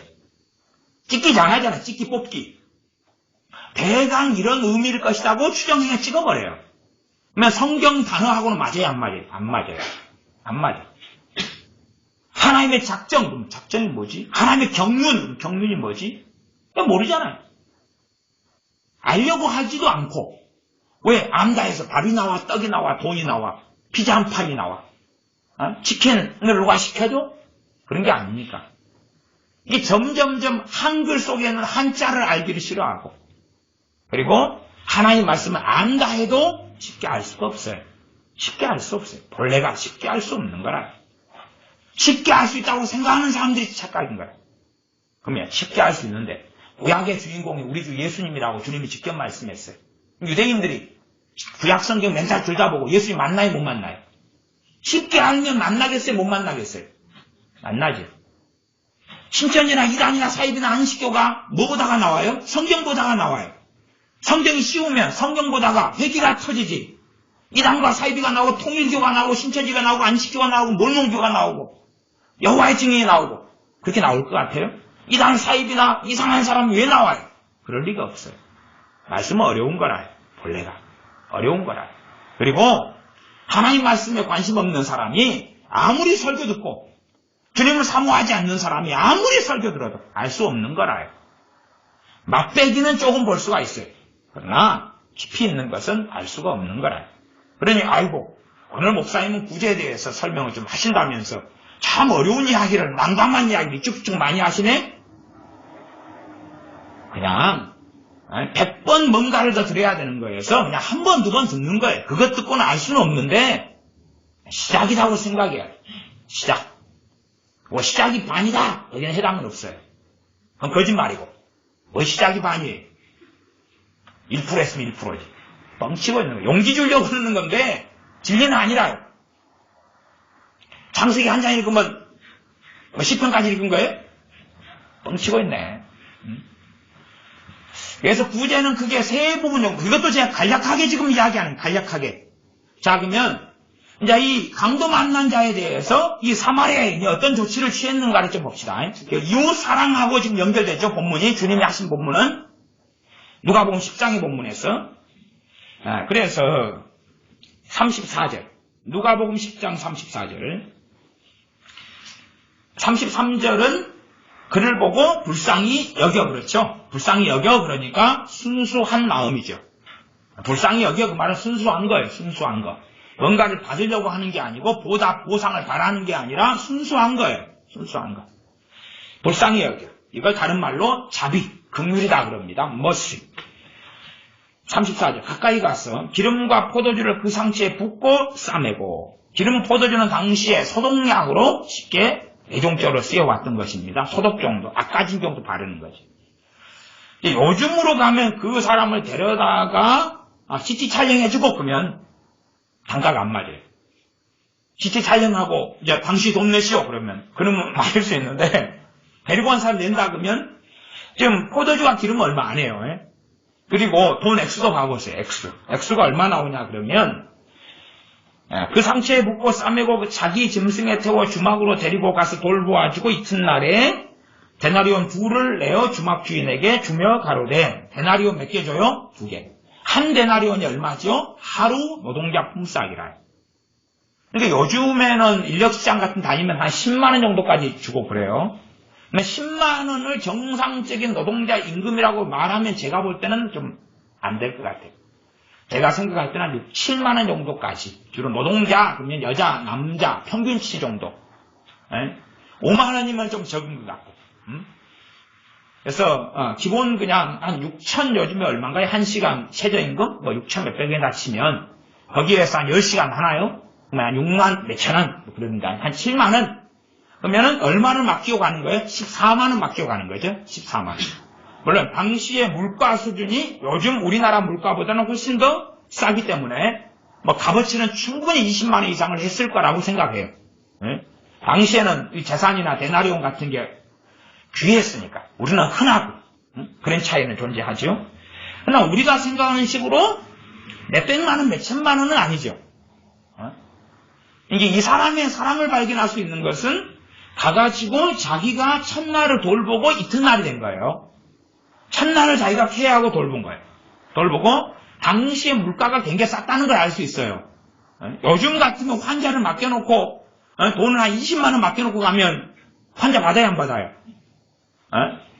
그것도 안 된다 그러죠. 그 간병비도 안 나온다 그러죠. 그 다음 죽 써가지고 죽 먹이는데 직접 써가지고 먹이지 않고 혹시 좋은 데서 막 만 원짜리 죽 주문에다가 먹는데 그래가지고 죽 먹이고 그러는데 20만 원 맡겨놓고 그걸로 입원비 해라, 치료비 해라, 밥도 줘라. 그러면 쫓아내버리겠죠.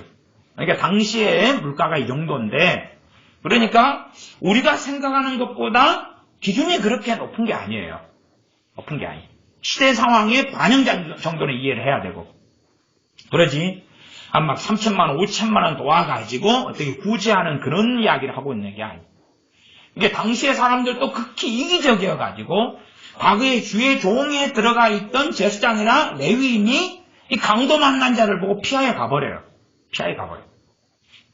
결국은 사람들이 많이 있을 때 웅성웅성하면 저 사람 어찌 됐냐 그러면 아마 갔을 거예요. 왜냐하면 자기 명예욕, 인정받고 싶은 거예요. 이런 것이 있으니까 가가지고 아이고 내가 제사장인데 내가 레위인인데 하나님이라 하는데 내가 이 사람을 돌봐야지요. 그렇게 하면 와 역시 제사장님이시구나. 역시 레위인이시구나.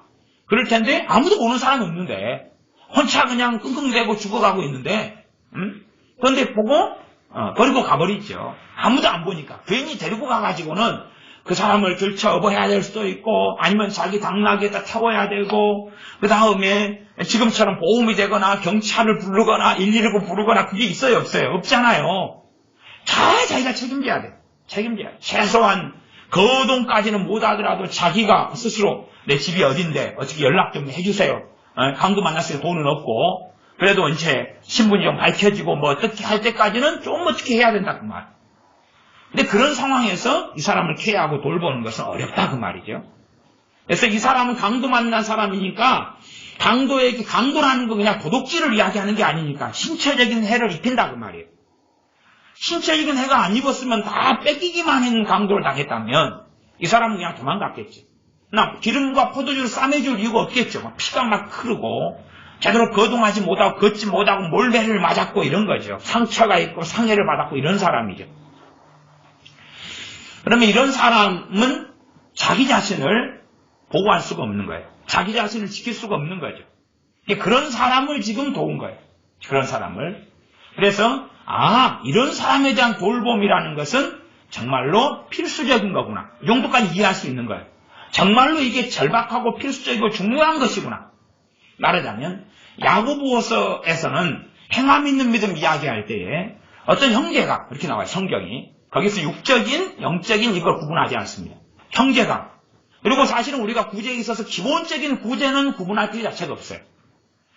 기본적인 걸 넘어서는 것에서는 구분을 해야 되고 주님으로부터 음성을 듣고 인도를 받고 응답을 받고 해야 돼요. 그러나 기본적인 건 뭐예요? 필요, 생존, 생존에 대한 것. 그래서 어떤 형제라 하는 사람이 먹을 것이 없어가지고 찾아왔어요. 한밤중에. 그래서 먹을 거 좀 달라. 뭐 이렇게 찾아왔는데 가서 배부르게 해라. 요즘식으로 하면 쌀이 없다고 왔더니 그 집 아들이 이야기하는 거예요. 쌀이 없으면 라면 끓여 먹으세요. 우리는 어제 피자 시켜 먹었는데 피자 시켜 먹으세요. 맛있대요. 그렇게 하는 것과 똑같이. 그건 안 된다. 그런 말이죠. 쌀이 없고 먹을 게 없으면 최소한 그날 밤이든 먹을 쌀을 줘야 된다는 이야기죠. 그 정도는 이제 간단한 이야기라. 그러면 우리 시대에 대한민국 안에서는 그런 사람은 거의 없어요. 그렇죠? 물론 우리 교회 노숙자들 간혹 와서 쌀도 얻어가고 부탄가스 얻어가고 김치도 얻어가고 뭐 이런 분들 종종 있습니다. 그래서 교회가 소문이 나가지고 그런 분들이 좀 자주 찾아오시는 거에 속해요. 어제 어떤 분이 오셨는데 어떤 분이 이렇게 자기 안수집사라고 하면서 돈을 얻으러 오셨더라고요. 근데 돈을 얻는 방법이 제가 기억력이 좀 안 좋아가지고 옛날에 한 번 겪었던 이런 방식인 것 같아요. 옛날에 한 번 겪었는데 얄쏭얄쏭해요. 얼굴도 좀 많이 보던 얼굴이에요. 보니까 분명히 보던 얼굴인데 어디서 봤는지를 모르겠어요. 근데 어쨌든 이제 이 양반의 수법이 좀 특이해가지고 일단은 11조 봉투를 가져왔어요. 11조 봉투를 가져왔다는 이야기는 교회 생활 안 하고 있다는 이야기죠. 그 다음에 이제 11조 봉투를 내면서 동시에 말을 해요. 돈을 좀 주라고. 돈 얼마를 주라고. 그렇게 이야기했어요. 11조 봉투를 내면서 내가 뭐하는 11조 얘기 있는데 돈을 얼마를 저한테 도와주십시오. 얼마를 주십시오. 그렇게 하더라고. 그래서 이건 웬 시츄에이션? 물론 그 11조 봉투를 열어보진 않았어요. 얼마가 들어있는지 열어봤으면 이제 판단도 하고 죄도 짓고 그러기 쉽죠. 그래서 자기 그 옆에 딱 이름 누구 안수집사 이렇게 딱 쓰셨더라고. 그래가지고 왔어요. 이게 상당히 근데 제가 볼 때 그 양반이 그 잠깐의 예배당 안에 들어왔을 때 짜증내는 거 한 2번을 봤거든요. 2번을. 성질이 막 나는데 참는 거. 정사람들 좀 보셨죠? 구두 신고 슬리퍼 신고 아주 구두 신고 들어왔는데 구두 말고 벗어놓고 슬리퍼 장만이 되니까 성질을 막 내려다가 탁 참고 이런 거. 자, 이 사람이 반사기꾼이구나. 이 사람이 상습범이고 사기꾼이구나. 여기까지는 인식을 했는데 이제 하나님 이름 걸고 와서 해달라는 돈은 해줘서 보냈어요.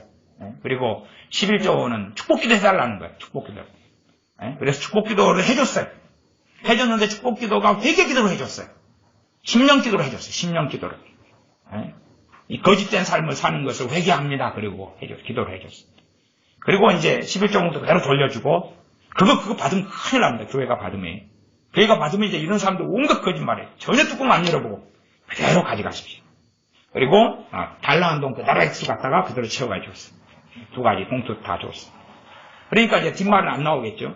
대신에 욕을 먹더라도 다음에 오시면 쫓아내셔야 됩니다. 교회들 다니는 상습범이거든요. 다음에 오시면 노예요. 근데 그래서 이 형제란 이름으로 오잖아요. 근데 구제가 어려운 거라. 형제란 이름으로 오는데 물론 그 양반이 요구한 금액이 10배도 줄 수가 있어요. 그가 어떤 사람이면요? 진실한 사람이에요. 진실한 사람이에요. 근데 솔직히 안수집사라는 것은 그렇습니다. 안수집사는 어느 교회에서 교인들의 대표로서 뽑는 거라요. 그냥 서리집사와 안수집사 다르죠. 그러면 어느 교회에서 안수집사가 왔다 그러면 최소한은 그 교회 목회자의 추천서가 필요해요. 사실은 이 정상적인 대한민국 교회 시스템이면 특별한 상황을 제외하고는 교인들이 수평이동할 때는 목회자 추천서를 가져와야 돼요. 최소한. 최소한은. 좀 그런 게 좀 어렵죠. 그런 게 어려운데, 교회를 옮기려면 추천서가 필요해. 최소한 어떤 게 필요하겠어요? 이 사람이 우리 교회 다닐 때 최소한 충성되게, 아니면 신실하게 신앙생활을 했습니다. 그런데 이제 불가피한 상황 속에서 교회를 옮기게 됩니다. 그러니 이거 양해하시고 목사님께서 받아주십시오. 아니면 어느 교회를 못 정했더라도 교회를 떠날 때는 추천서 하나를 요구하고 받을 수 있어야 돼요. 물론 좀 어려운 이야기예요. 꼭 다 해야 된다 그런 이야기는 아니지만 본래가 그 정도가 있었으면 이 한국 교회가 이렇게 더러워지지는 않았을 거예요. 물론 목회자가 육적인 사람이면 그건 받을 필요는 없죠. 그건 받을 필요는 없죠. 괜히 받아가지고 약점이나 잡히고 공격이나 당하고 괜히 당신 어느 교회 가는데 추천서 필요해 그럼 뭐 교회 그러면 전화해가지고 막 이간질하고 막 이러니까 이 목회자부터가 영적인 사람이 드문 시대니까 그건 가능하지는 않아요. 그러나 이제 대신에 내가 신실한 신앙생활을 했으면 이만약시한 상황에서 죄송 어느 교회에서 내가 섬겼는데 이러이러한 사정 때문에 제가 떠나올 수밖에 없었습니다 하는 그 상황들을 이야기해야지 되는 거죠. 그래서 어제 왔던 그분은 목사님 제가 이번 주일부터는 이 교회 나올게요. 돈 받았으니까 나올게요. 그래서 아니요. 다니시던 교회 다니셔야 돼요. 안 받아줍니다. 그리고 내보냈어. 안 받아줍니다.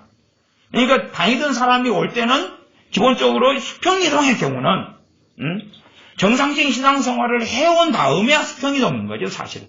그렇지 않으면 내가 그리스도인의 형제인 척 해가지고 그냥 문제만 우리만 자꾸 일으키면서 내가 문제하고 내가 문제를 교회에 들어가서 일으키면서 이동하는 사람들도 많다 그 말이에요. 그러면서 누가 나를 잘 대우하지 않았어요? 사랑하지 않았어요? 끌어안지 않았어요? 그러면 심각한 문제가 되죠. 그런 경우들이 이제 교회 안에는 너무나 많은 거예요. 목회자도 점점 육적인 사람이 많아져 버려요. 그래서 목회자가 하나님인 것처럼 마치 하나님의 대리인인 것처럼 교인들을 지배하고 조종하고 이용하고 그렇게 하는 경우도 많아졌어. 이 교회 안에 이 조직의 쓴맛을 충분히 많이 봐야 돼요. 그러니까 그런 경우에서는 우리가 우리 자신의 약점이나 허물이나 아픔을 드러낼 수가 없는 거죠. 드러내면은 약점 잡혀가지고 공격을 당할 수밖에 없고 믿음이 적은 사람, 없는 사람 될 수밖에 없기 때문에 우리가 알다시피 성경을 통해서는 어느 때 되면 어느 교회는 너무 가난했어요. 어느 교회는 남았어요. 그러니까 남은 교회가 가난한 교회를 돕는 건 당연한 거예요. 근데 거기에 가난한 교회가 영적으로 깨있지 못했다는 둥, 회개하지 않았다는 둥, 기도를 하지 않았다는 둥 그런 이야기는 또 안 한다 그 말이에요. 그런 건 안 해요. 그리고 그냥 도울 때 돕는 거라.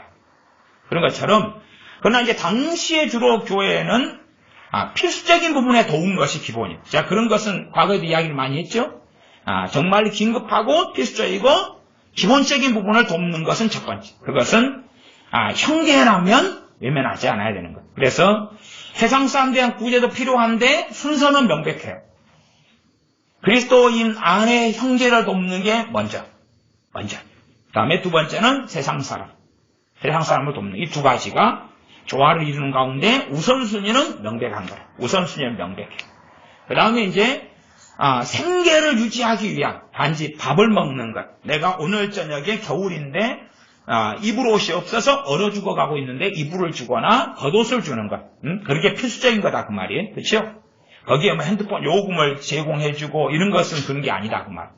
내가 아침마다 걸어갈 수 있는데 지난번에 한 분이 돈 받으러 왔잖아요. 돈 받으러 왔는데 멀쩡하신 분인데 저 넘너리에 가신다고 택시비를 받으러 오셨더라고요. 그래서 좀 웃었죠. 왜 웃냐 그러면 넘너리야 우리가 신방을 제가 자주 다니는 곳이잖아요. 신방에서 제가 넘너리 가가지고 택시 타고 오나요? 걸어오나요? 걸어오죠. 그래서 웃었죠. 더 넘너리보다 2배 되는 곳도 저는 걸어 다니거든요. 엊그저께도 걸어왔잖아요. 2배가 돼도 걸어와요. 근데 저 사람은 넘너리라는 동네가 있어요. 바닷가 동네에. 근데 넘너리에 가면서 택시비를 받으러 교회를 들어온다. 물론 믿는 사람은 아니었죠. 일반 사람인 것 같아요. 크리스찬이다 이야기는 안 하고. 그래서 넘너리에 가면서 택시비를 받으러 온다. 주긴 줬어요. 주긴 줬는데 나도 걸어다니는 곳을 제 양반은 택시 타고 가려고. 근데 제가 볼 때 참 이상하게 생각하는 것은 그 정도 거리면 한 얼마 정도 걸어가면 되냐? 50분 정도 걸어가면 돼요. 50분. 45분 정도 걸어가면 돼요. 45분. 근데 보니까 그렇게 급박하고 절박하고 막 긴급하고 그런 시간대도 아니에요. 뭐 너무나 아름다운 여성이 새벽 1시나 2시나 해가지고 택시가 필요하다고 하면 줘야죠. 근데 남자고 누가 인신매매도 안 해갈 것 같은 남자더라고요. 그런데 그 45분 50분 걸어가면 되는데 택시비가 필요하다고 당연한 듯이 그게 사실은 복지에 대한 부분이죠. 복지에 대한 부분. 그렇죠? 그런 부분을 돕는다는 것은 사실은 좀 곤란한 부분이 되겠죠. 어쨌든 뭐 주는 부분일 수밖에 없는 부분이 존재하지만 그래서 재고 쉬운 것이 차라리 이런 장애우들이 앉아가지고 이렇게 좀 도와달라고 하는 것. 그래서 1,000원 주고 5,000원 주고 10,000원 주고 이런 게 좀 쉽고 그다음 노숙자들 도와달라고 하는 것도 쉬우려면 쉬워요. 액수가 클 때. 그리고 액수가 큰 사람은 클수록 어떤 사람들이겠어요? 상식적으로 악한 사람들이에요. 액수가 클수록 악한 사람들이에요. 왜? 그 큰 액수를 달라고 여기만 왔겠어요? 아니면 많이 다녔겠어요? 많이 다녔겠죠. 많이 다녔겠죠. 여러 군데를 다니기 때문에 노숙자는 액수가 클 수가 없는 거예요. 클 수가 없어요. 큰 액수를 가지고 다니면 사람이 강팍함, 악함의 정도가 상당히 크다는 상식 정도는 가질 수밖에 없는 거라. 그래서 노숙자를 돕는 것도 이제 그건 좀 더 어려워요. 여러분이 누가 이 장애인 분이 되셔가지고 이 터미널이나 어디 앉으셔가지고 그릇을 내밀고 있는데 막 10만 원을 내놓고 막 그러진 어렵죠. 그런 건 좀 쉽다 그 말이에요. 딱 인색하게 막 그냥 몇백 원 내놓고 그러면 인색한 겁니다. 그래도 못해도 올 때 1,000원 이상은 내놔야죠. 그런 경우도 하고 5,000원, 10,000원 든다든지 그렇게 지혜롭게 하는 거고. 대신에 이제 그리스도인 안에 형제를 돕는 것이 이제 좀 어려워요. 형제를 돕는 게 어려워. 형제를 돕는 게 어려운데 정말로 필요한 거냐 그렇지 않느냐 하는 부분에 차이가 생기고 그 다음에 성령님 안에서 함께 주님의 길을 걸어가는 사람들을 돕는 것은 훨씬 더 어려운 부분이에요. 어려운 부분이어서 주님께 인도하심을 받고 그래야 되는데 특별히 이제 이 액수가 좀 커지는 경우는 필연적으로 필요한 게 뭐냐 그러면 그 사람이 정말 하나님께 도움을 구해야 돼. 이게 본래가 그렇거든요. 어느 영적인 사람에게 필요한 게 있다고 합시다. 하나님 바로 채우시겠어요? 안 채우시겠어요? 안 채우신다 그 말이에요. 너희가 얻지 못함은 무엇이다? 구하지 아니하기 때문이다. 구하여도 받지 못하면 정욕으로 쓰려고 잘못 구함이니라. 그럼 과거에 야고보서 4장 2절에 구한다는 것은 과거에는 지금 시대 같은 복지 시대가 아니기 때문에 기껏해야 뭐 쌀, 먹는 것, 음식, 옷 뭐 그런 거일 거 아니에요. 또 돈 얼마. 그런데도 불구하고 정욕으로 쓰려고 잘못 구하는 일이 된다고 해버리는 거예요. 그럴진데 지금은 복지 시대이기 때문에 정욕으로 쓰려고 잘못 구하는 것이 훨씬 더 많아져 버릴 수밖에 없어요. 훨씬 더. 사람들이 생각하는 것보다 훨씬 더 많이. 첫째는 기도해야 되는 부분이 있고 그럴 때 기도할 때 이제 영적인 사람들은 주님으로부터 인도나 응답을 받을 수 있다 그 말이에요. 영적인 사람들은 또 영적인 삶을 오래 살수록 우리 손에 쥔 여유가 더 있어요. 일반적인 이야기. 어느 시대에서요? 복지 시대에 살아갈 때 이야기. 물론 사도 바울처럼 가난할 때가 있고 비천할 때가 있고 굶주릴 때가 있어요. 그러나 그는 영적인 사람으로 살았어요. 그러니까 절대적인 건 아니에요. 절대적인 건 아니에요.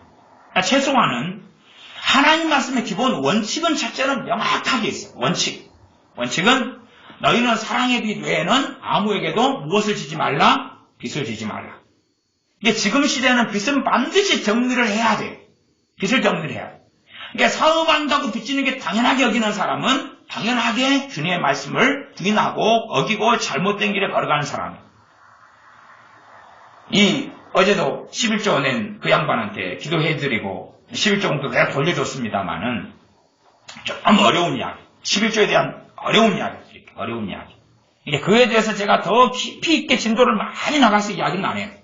이야기는 안 하는데 어려운 이야기 하나. 빚이 있는 사람은 11조 내지 마세요. 빚이 있는 사람은 헌금을 최대한 줄이세요. 안 내도 괜찮고 어려운 이야기예요. 어려운 이야기. 잘못된 이야기는 뭐냐 그러면 빚내서라도 11조라는 이야기는 잘못된 이야기. 그러면 예루살렘 교회가 지금 먹을 것도 없는데 빚내면 당시에 비해서 은행 빚이 사채예요. 그러면 결국은 누가 잡혀가게 돼요? 자기 자식들이, 자기 마누라가 사채 노예로 끌려가게 되는 거예요. 이게 이 거짓말, 한국 교회가 오랫동안 해왔던 거짓말은 빚내서라도 헌금해야 되고, 빚내서라도 대접해야 되고, 빚내서라도 돈 내고 돈 먹기다. 하나님께 11조 내면, 말라기에 나온 11조는 11조를 하나님 시험해보라 그랬죠. 자, 11조를 냈다고 합시다. 여러분이나 저나 냈다고 합시다. 자, 우리가 11조를 냈다 해서 하나님이 다 받아요, 안 받아요? 하나님이 받으신 11조는 그 11조가 하나님께로부터 하나님께 낸 거라고 누가 인정을 해야 돼요? 하나님 인정을 해야 돼요. 하나님이. 액수가 정확하든지 더 많든지 하고 상관없이 내가 내는 감사헌금이 정말로 하나님께서 너가 나한테 감사를 드린 게 맞다라고 인정해야 돼요. 액수가 너무 작은 1,000원이든 500원의 11조를 냈다 그래도 과부의 두 랩돈을 받으시는 하나님이죠. 두 랩돈, 한 랩돈이 500원이었단 말이에요. 500원. 1,000원이죠, 지금으로 하면. 그러면 과부의 두 랩돈을 하나님 받았기 때문에 우리 주님께서 친히 증언하셔서 저 과부가 누구보다 더 많이 헌금을 했다 그랬단 말이에요. 연보를 했다 그랬어요. 네? 그러면 핵심은 그거예요. 하나님 받았냐 안 받았냐. 물론 사람은 잘 몰라. 사람은 몰라. 그러나 말라기 말씀에서 11조 내고 하나님을 시험하라는 전제는 뭐냐 그러면 무슨 전제예요? 하나님이 받았다는 전제라요. 그러니 상당히 골치 아픈 이야기가 되는 거예요. 상당히 골치 아픈 이야기. 하나님이 내 11조를 받아야지만이 기대한 열매를 맺어요. 그러나 다른 말씀은 너희는 사랑의 빚 외에는 아무에게도 빚을 지지 말라. 그러면 돈 없는데 내가 과거부터 11조를 떼놓고 왔는데 떼먹은 11조를 다 모아가지고 낸다? 그게 오히려 하나님 말씀 어기는 거다 그 말이에요. 이게 빚이 있는 사람은 빚을 갚아야 돼요. 빚을 갚아야 돼요. 그러면서 이제 내가 우리 주 예수 그리스도의 은혜로 사는 사람이냐 율법으로 사는 사람. 율법으로 사는 사람은 정죄 재책이 와요 안 와요? 오죠. 율법으로 사는 사람은 내 삶이 어려운 거 11조를 안 냈기 때문에 떼먹었기 때문에 어려운 게 아니냐. 그게 올 거야 안 올 거야 생각해 보세요. 그게 오면 그 사람이 우리 주 예수님의 복음으로 제대로 안 살고 있는 거예요. 당해보지 않으면 모르는 거예요. 당해보지 않으면.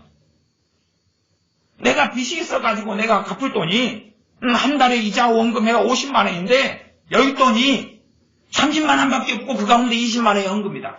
10만 원밖에 못 갚잖아요. 그러면 그것만큼 이제 40만 원을 매달 빚을 지고 살아가야 된다 그 말이에요. 그럴 때는 당연하게 정말로 영적이고 온전한 교회라면 최대한 교회의 도움을 11조를 헌금을 제가 50만 원을 갚아야 되고 그렇죠? 또 산속에서 잘 못하면 머리가 막 알딸딸해집니다. 50만 원 갚아야 되는데 30만 원이 남았는데 20만 원 11조하고 10만 원밖에 돈이 없어. 10만 원 갚으면 40만 원이 빚이죠. 그러면 20만 원 헌금 내는 걸 내지 말고 30만 원을 빚을 갚으면 20만 원이 매달 적자지요. 20만 원 정도 하나님께 기도해야 되고 그리고 하나님께서 주로 기도하면 영적인 사람이나 교회를 통해서 도와주셔야 된다 그 말이에요. 그런 가운데 이제 시간을 가지고 문제를 해결해 가야 돼. 해결해 가야 돼. 대부분은 카드를 사용하고 있기 때문에 카드 자체가 빚인 경우가 많아요. 카드를 빚을 쓰면 안 돼요. 카드를 빚을 쓰면 카드 이자가 얼마나 높은지 아시죠? 네? 눈덩이처럼 불어납니다. 근데 그 잘못된 카드 제도 속에 들어가 버리면 끔찍해요. 신척이 하도 많이 된 사람은 쉽게 정리를 못 합니다. 그러나 중간 정도 된 사람은 정돈을 해야 돼요. 그래서 제가 잘못된 카드 사용하는 분들은 카드를 무슨 카드로 바꾸시라고 그랬어요? 체크카드로 바꾸라고 제가 말씀드렸죠. 체크카드는 은행에 돈 있는 것만큼 쓰는 거라요. 그다음에 신용카드도 얼마큼 써야 되냐? 현재 내 통장 잔고에 돈이 있는 정도 안에서 써야 되는 거예요. 신용카드를 쓰는 사람은 월급도 500만 원 들어오고 200만 원 들어올 거니까 미리 땡겨 쓴다. 그 빚입니다. 잘못된 구조 속에 들어간 악순환 속에 들어갈 준비가 돼버린 거예요. 그러니 신용카드를 잘못 사용하는 분들은 체크카드로 바꾸고 그 다음에 신용카드를 바르게 사용하는 분들도 항상 이제 이 위기 속에 드는 사람은 잔고가 0이 됐다가 있다가 없다가 그래요. 이런 분들한테 하는 이야기.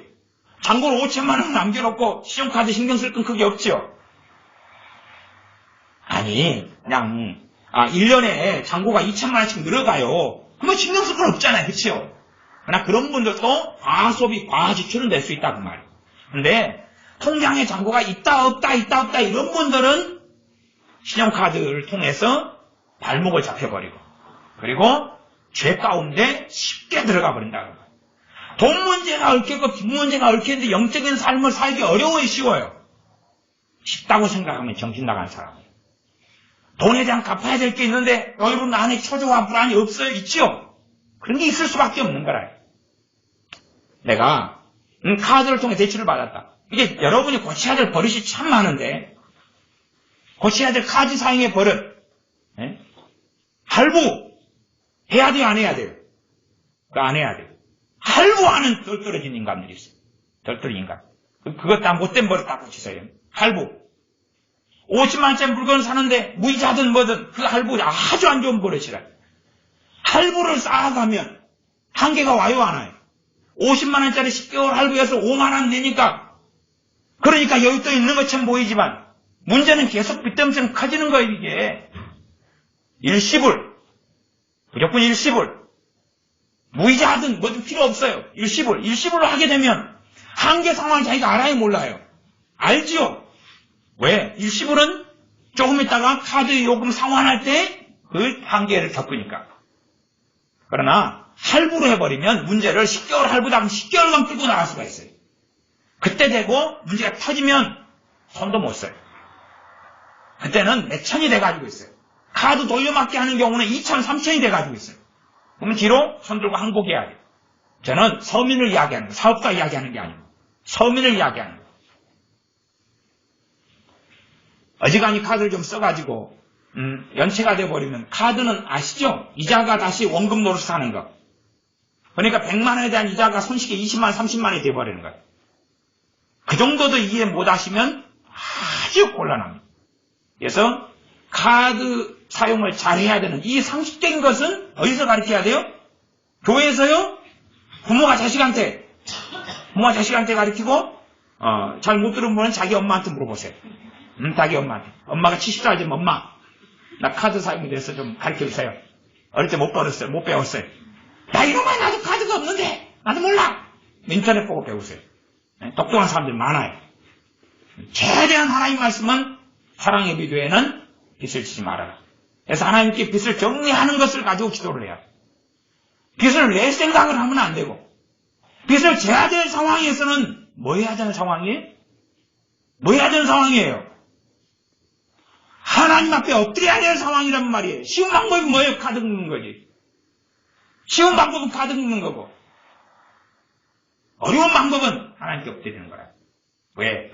엎드리지 않고 살았던 사람들은 믿음이 없으니까. 믿음이 시험당할 수밖에 없으니까. 자기 믿음의 현주소를 발견할 수밖에 없으니까. 카드를 긁을 때가 되면 이제 엎드려야 될 때인 거예요. 대출 받아야 될 때. 대출을 받아야 될 때. 물론 정상적으로 아파트를 사는데 5억짜리 아파트 사는데 내가 현찰을 3억 가지고 있고 내 돈을 2억을 대출 받는 것 가지고는 저는 이야기하는 건 아니에요. 그런 건 괜찮은 거라. 그렇죠? 그럼 내가 아파트 팔고 이렇게 정리하면 되니까. 그런 거 말고. 그러면 여러분이 하나님 말씀 명심하게 가지고 있어요. 그런 가운데 재정관리를 해야지만이 내가 사마리아인이 되어서 강도 만난 자를 도와줄 수가 있는 거라.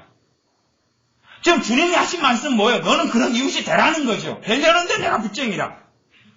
강도 만난 자를 만났는데 오늘 저녁에 빚쟁이 찾아오기로 했어요. 어제까지는 나귀가 있었는데 나귀 뺏겼어요. 강도 만난 자를 갖다가 등에 업고 가야 되는데 그 사채를 써가지고 조폭한테 뜯어 맞아서 나도 절고 지팡이 짚고 가요. 그러면 강도 만난 자를 업고 갈 수 있어요 없어요? 여기 돈이 있어야지만 2데나리온을 맡기고 치료를 좀 해주고 그러지. 내가 사채 써가지고 기름도 뺏기고 포도주도 다 뺏기고 그래가지고 장사할 미천도 다 뺏기고 근데 어떻게 해? 이웃이 되냐 그 말이. 이것이 돼줄 수 없잖아. 그러니 내가 재정관리를 똑바로 해가지 않으면 하나님의 자녀들은 재정관리를 잘 해가서 나누어주고 베풀어주고 꾸어주는 사람이 돼야 돼. 거꾸로 우리는 없을 수도 있어요. 그치요? 없을 수 있으나 빚이 있으면 정상적인 그리스도를 사는 건 아니에요. 빚이 있으면 그건 아셔야 돼. 빚이 있으면 깨어있는 그리스도를 산 건 아니에요. 육적인 사람으로 산 거예요. 육적인 사람으로. 빚이 있는 기간이 길면 길수록 제가 이렇게 단언하는 거예요. 단언해. 빚이 있는 사람은 육적인 그리스도는 오래 산 거예요. 빚은 반드시 정리해야 돼요. 그리고 빚을 질 상황에서는 무엇을 해야 되는 거죠? 하나님께 엎드려야 된다 그 말이에요. 나 엎드려야 될 때 엎드린 거예요? 안 엎드린 거예요? 안 엎드린 거예요. 엎드려야 될 때 카드 좋잖아요. 석 장, 5장 있는데 긁으면 되죠. 카드로 나면 되고 긁으면 되고 대출 받으면 되는 거예요. 또 친척 가족 있으면 전화해서 돈 좀 달라고 빌려달라고 하면 되는 거예요. 부모 형제한테. 그러면 이제 그의 믿음과 신앙은 소설 속에 공허함 속에 하나님을 섬기는 게 되고야 만다 그 말이. 그래서 내가 이제 짐책이 많이 된 사람은 원점을 돌리는 게 어려워요. 시간도 많이 걸리고 그까지에 대한 설교까지는 다 다룰 수는 없어요. 그렇죠? 그러나 정말 어려운 사람, 영적인 사람, 영적인 주님을 위한 사람으로 돌아섰다면 그가 10년 동안에 짊어져야 될 것을 형제들이, 깨어있는 사람들과 교회가 그 짐을 수월하게 해주고 얼마가 나누어서 질 수 있다고 말. 짐을 모두 지는 거예요? 아니면 나누어지는 거예요? 나누어지는 거예요. 내가 내 짐이 50kg는 혼자 못 들어요. 응? 그러니까 이제 과거에 이렇게 톰소요 같은 애 이런 애들은 친구들을 불러가지고 사과 하나 뭐나 구슬이나 얻은 다음에 팬츠칠 시켰죠. 이모가 맡긴 팬츠칠. 톰소요 몸 안 봤어요? 아 진짜. 그러면 허클베리 핀의 몸도 재밌어요. 보세요. 50kg짜리 짐을 지려는데 친구들을 불러가지고 둘이 지게 만들어요. 자기 뒷짐 딱 지고. 그러면은 돼요 안 돼요? 안 되죠. 이 짐을 다 져주는 게 아니라 짐을 함께 지는 거예요. 이게 성경의 짐은 두 가지 짐이 있어요. 헬라어상으로. 하나는 다 각각 자기의 짐을 져라 하는 자기 짐, 자기 배낭, 자기 손을 들고 갈 수 있는 개인용 짐 그런 거고 그 다음에 서로 짐을 져라. 그것은 피아노 같은 것, 냉장고 같은 것 저는 큰 짐을 혼자 질 수 없는 짐을 이야기하는 거예요. 어느 때가 되면 내 짐이 혼자 들고 가는 짐을 잘 관리를 못해서 큰 짐이 되어버릴 수 있어요. 그럴 때는 함께 짐을 져줄 수 있는 거예요. 근데 생각해보세요. 내가 육적인 사람이에요. 육적인 크리스찬이어가지고 내가 짐을 함께 져주는데 계속하여 내가 걷는 길이 육적인 길이고 인간적인 길이고 계속하여 그 짐을 늘리는 길이라면 어떻게 할까요? 굉장히 곤란하죠. 말하자면 예를 들어서 내가 빚을 5천만 원을 만들었다. 근데 이제 교회 형제들이나 믿는 사람이 함께 해가지고 한 2천만 원 빚을 좀 갚았다. 3천만 원을 내가 짊어지고 간다. 근데 조금 있다가 1년 뒤에 또 3천만 원, 5천만 원을 만들어버렸어요. 그런 삶에서는 굉장히 곤란하다 그 말이에요. 진짜 우리가 형제 사랑을 하고 한 교회가 되고 하나가 되고 그래서 정말 형제가 돼가지고 주님을 알아간다는 그 신비와 비밀은 사실은 20년, 30년, 50년 신앙생활에도 성경에 그렇게 신약 성경은 많이 나와 있어도 알기 어려운 진리라. 깨닫기 어렵고 알기 어렵고 발견하기 어려운 진리라. 그러나 우리의 삶 속에서 정말 하나님의 자녀들 내가 주님 안에서 살아가고 주님 안에 살아가고 다른 사람이 주님 안에 살아가고 주님 안에서 연합, 성령 안에서 연합이 일어날 때 그런 삶을 사는 게 가능해지죠. 그러나 사람은 조심해야 돼. 그렇죠? 무조건 믿고 무조건 신뢰하고 무조건 받아들이는 문제는 아니에요. 내가 주님 안에 그리스도인 안에 사는 거지 인간 중심의 휴먼시아를 이루려는 건 아니에요. 인간 중심의 삶이 아니라 하나님 중심의 삶을 살아가야 하는 거예요. 하나님 중심의 삶, 그리스도 안에서 하나님 중심의 삶을 살아가야 하는 거예요. 우리가 주님 앞에서 살아간다면 나누어 줄 게 있고 베풀어 줄 게 있고 항상 그렇지는 않다 그랬어요. 그러나 일반적으로 어느 때는 또 내가 도움을 받아야 될 때가 있고 도움을 줄 때가 있고 그러면서 그리스도의 법, 그리스도의 사랑을 성취해 가는 거예요. 네, 그러니 우리가 정말로 하나님께로부터 내가 하나님을 의지하는 사람인가를 하나님께서 인정해 주셔야 해요. 내가 하나님을 의지한다 라고 하나님께 인정받고 그럴 때 되면 도움은 쉽게 받을 수 있어요. 하나님께로부터. 누굴 통해서요? 사람을 통해서. 그러나 유감스럽게 대부분의 사람들이 그런 인정을 주님께 잘 못 받아요. 그만큼 하나님을 의지하는 사람들이 드물다 그 말이에요. 하나님을 의지하기보다는 자기의 지혜, 자기의 명철, 자기의 총명, 아니면 가장 간단한 것은 카드. 가장 간단하죠. 은행, 대출. 내 신용도 높으면 많이 대출 받으면 되죠. 그러한 삶이 내 자신이 얽매이고 내 자신이 바른 삶을 살지 못하고 돈의 노예, 돈으로, 종으로 살 수밖에 없어요. 아니, 내가 500만 원 빚졌어요. 그러면 인색해지겠어요? 안 인색해지겠어요? 500만 원 빚졌으면 500만 원 갚는데 바쁠 거 아니에요. 에?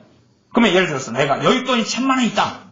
그래가지고 그냥 자기 와이프가 30만 원짜리 옷을 샀다고 칩시다. 그런데 빚이 500만 원이 있어요. 근데 와이프가 30만 원 옷을 샀어요. 상황이 어찌 돼요? 남편 입장에서. 에? 빚이 500만 원이 있는데 30만 원짜리 옷을 사면 환장하죠? 자기 와이프를 가만두겠어요? 가만 안 두죠? 가만 안 두니까 와이프는 숨겨요, 안 숨겨요? 숨기죠. 숨기고 이제 이게 30만 원 장만하려고 남편한테 거짓말을 해요, 안 해요? 애가 분유 2병 먹었는데 3병 먹었다 그러고, 기저귀에 똥 1번 쌌는데 3번 쌌다 그러고, 그거 장만해야 되니까. 마찬가지예요. 남자, 여자 입장이 똑같은 거라요. 근데 내가 빚지는 삶에서는 거짓이 들어오고 속임이 들어올 수밖에 없어요.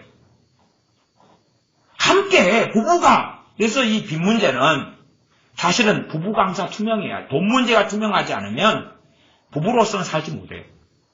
부부로는 살긴 해도 마음이 통하지는 못해요. 왜? 숨겨놓은 것이 있으니까.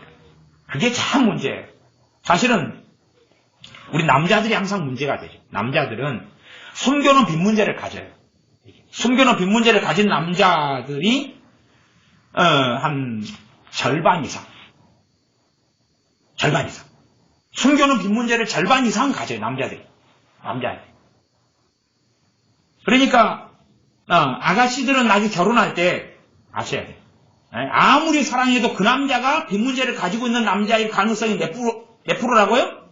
50% 이상이라고 알고 있어요. 화가 한번 저질러 볼까? 그럴까요? 자, 이제 자기가 딱 결혼했더니 자기 남편이 빚 문제 가지고 있더라. 손을 한번 들어보세요. 화가 한번 저질러 봅시다. 네, 거의 다 들었네. 박 전사님은 없던가요? 손 드셨어요 방금? 그래요. 난 박 전사님은 안 든 줄 알고. 그렇죠? 그러면은 사실 50% 제가 작게 이야기한 거예요? 많이 이야기한 거예요? 작게 이야기한 거예요. 이렇게. 그러니까 이게, 그래서 제가 상담을 받으면은, 결혼식 갔다 온 다음에 저를 찾아와요. 결혼식이 아니라, 신혼여행. 신혼여행 갔다 와가지고, 3일을 보내고 5일을 보내고 와가지고, 자기 남자가 빚이 1억 8천이 있다고 내놨다는 거예요. 응? 갖고 일주일 만에 이혼한다는 거예요. 아니, 또 살 수도 없어요. 그런 입장에서는. 1억 8천을 내놔가지고 이제 네 뼈 빠지게 갚으라는 건데 이거 어떻게 하냐 그 말. 남자들 같은 경우는 뭐가 있냐 그러면 사회생활을 많이 하니까 가족 중심보다는 체면과 자존심이라요. 체면 자존심. 이렇게 확 질러버리는 거예요. 확 질러버리는데 계속 요즘에 카드를 쓰기 때문에 눈덩이처럼 불어나요. 이게 눈덩이처럼 불어나요. 그래서 어떤 사람이 신용불량자다. 신용불량자 이력이 있다. 그러면 그런 사람들은 되도록이면 안보가 안 만나는 게 최고 좋은 거예요. 왜? 재정관리를 제대로 못하는 거예요. 그런 사람들은 정말로 하나님 앞에서 떠나서 이 돈하고 관계 속에서 심각한 회개가 이루어져야지만이 이 정상의 삶을 돌릴 수가 있어요. 그렇지 않으면 상당히 곤란해지죠.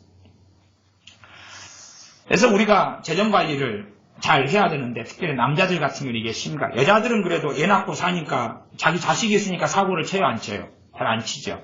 근데 남자들은 애를 간혹 가다가 보니까 사회생활 하면서 사고를 막 쳐요. 술 마시는 사람은 그게 빚이 많아요. 다 술빚이라. 이게 남자들이 사업을 해요. 이제 그런 이야기까지 하면 좀 미안한 이야기가 됩니다. 남자들이 사업을 해가 빚을 3천을 져요. 근데 술빚이 5천이라요. 그래가지고 빚을 몇 천이라 그래요? 사업빚을 8천이라 그래요. 이렇게 여자분들한테 미안합니다. 진실을 알게 되어서. 예. 술 마시는 사람은 여러분 아세요 그거? 술을 한번 마시면 20-30만 원 확 날아가지요. 예? 일주일에 4번만 해도 100단위가 넘어서 그래요. 그 다음에 단란주점 같은 데 여자인들 딱 가면 100단위가 넘어서 그래요. 양주 마시러 가면 가뿐해요. 그러면 내가 한 달에 수입이 300만 원인데 지출은 그냥 800, 1000만 원이 돼버려요. 그래가지고 빚진 것을 이제 뭘로 바꿔버려요? 사업하다가 장사가 안 돼서 거짓말해버려요. 예? 사업하는 사람들, 남자들, 반절 이상이 그 거짓말이다. 반절 이상. 그러니까 여러분이 진실을 좀 아셔야 돼요. 여자들은 진실을 좀 알아야 되고, 남자들은 돈 관리 잘 하셔야 돼요. 안 그러면, 나중에는 주님의 사람으로 살지 못해요. 주님의 사람 살지 못하고, 돈에 매여서 살아가요. 이게 최대한 우리 믿는 사람이 함께 사는 부부든지, 여러분이 믿는 사람이다 그러면, 평지풍파는 각오하고라도, 내가 빚이 있으면 이야기를 해야 돼. 거기서 헤어질 수밖에 없다면 어쩔 수 없는 거라요. 하나님 앞에 정직한 거예요. 빚이 있으면 내가 빚 문제가 이렇게 있다. 돈 문제가 이렇게 있다. 카드 문제가 이렇게 있다고 밝혀야 되는 거예요. 그게. 거기서부터 하나님 앞에 정직해서부터 문제를 풀어나가는 거예요. 거기서부터 해결해 나갈 수밖에 없는 거예요. 그렇지? 숨겨가지고는 해결돼요 안 돼요?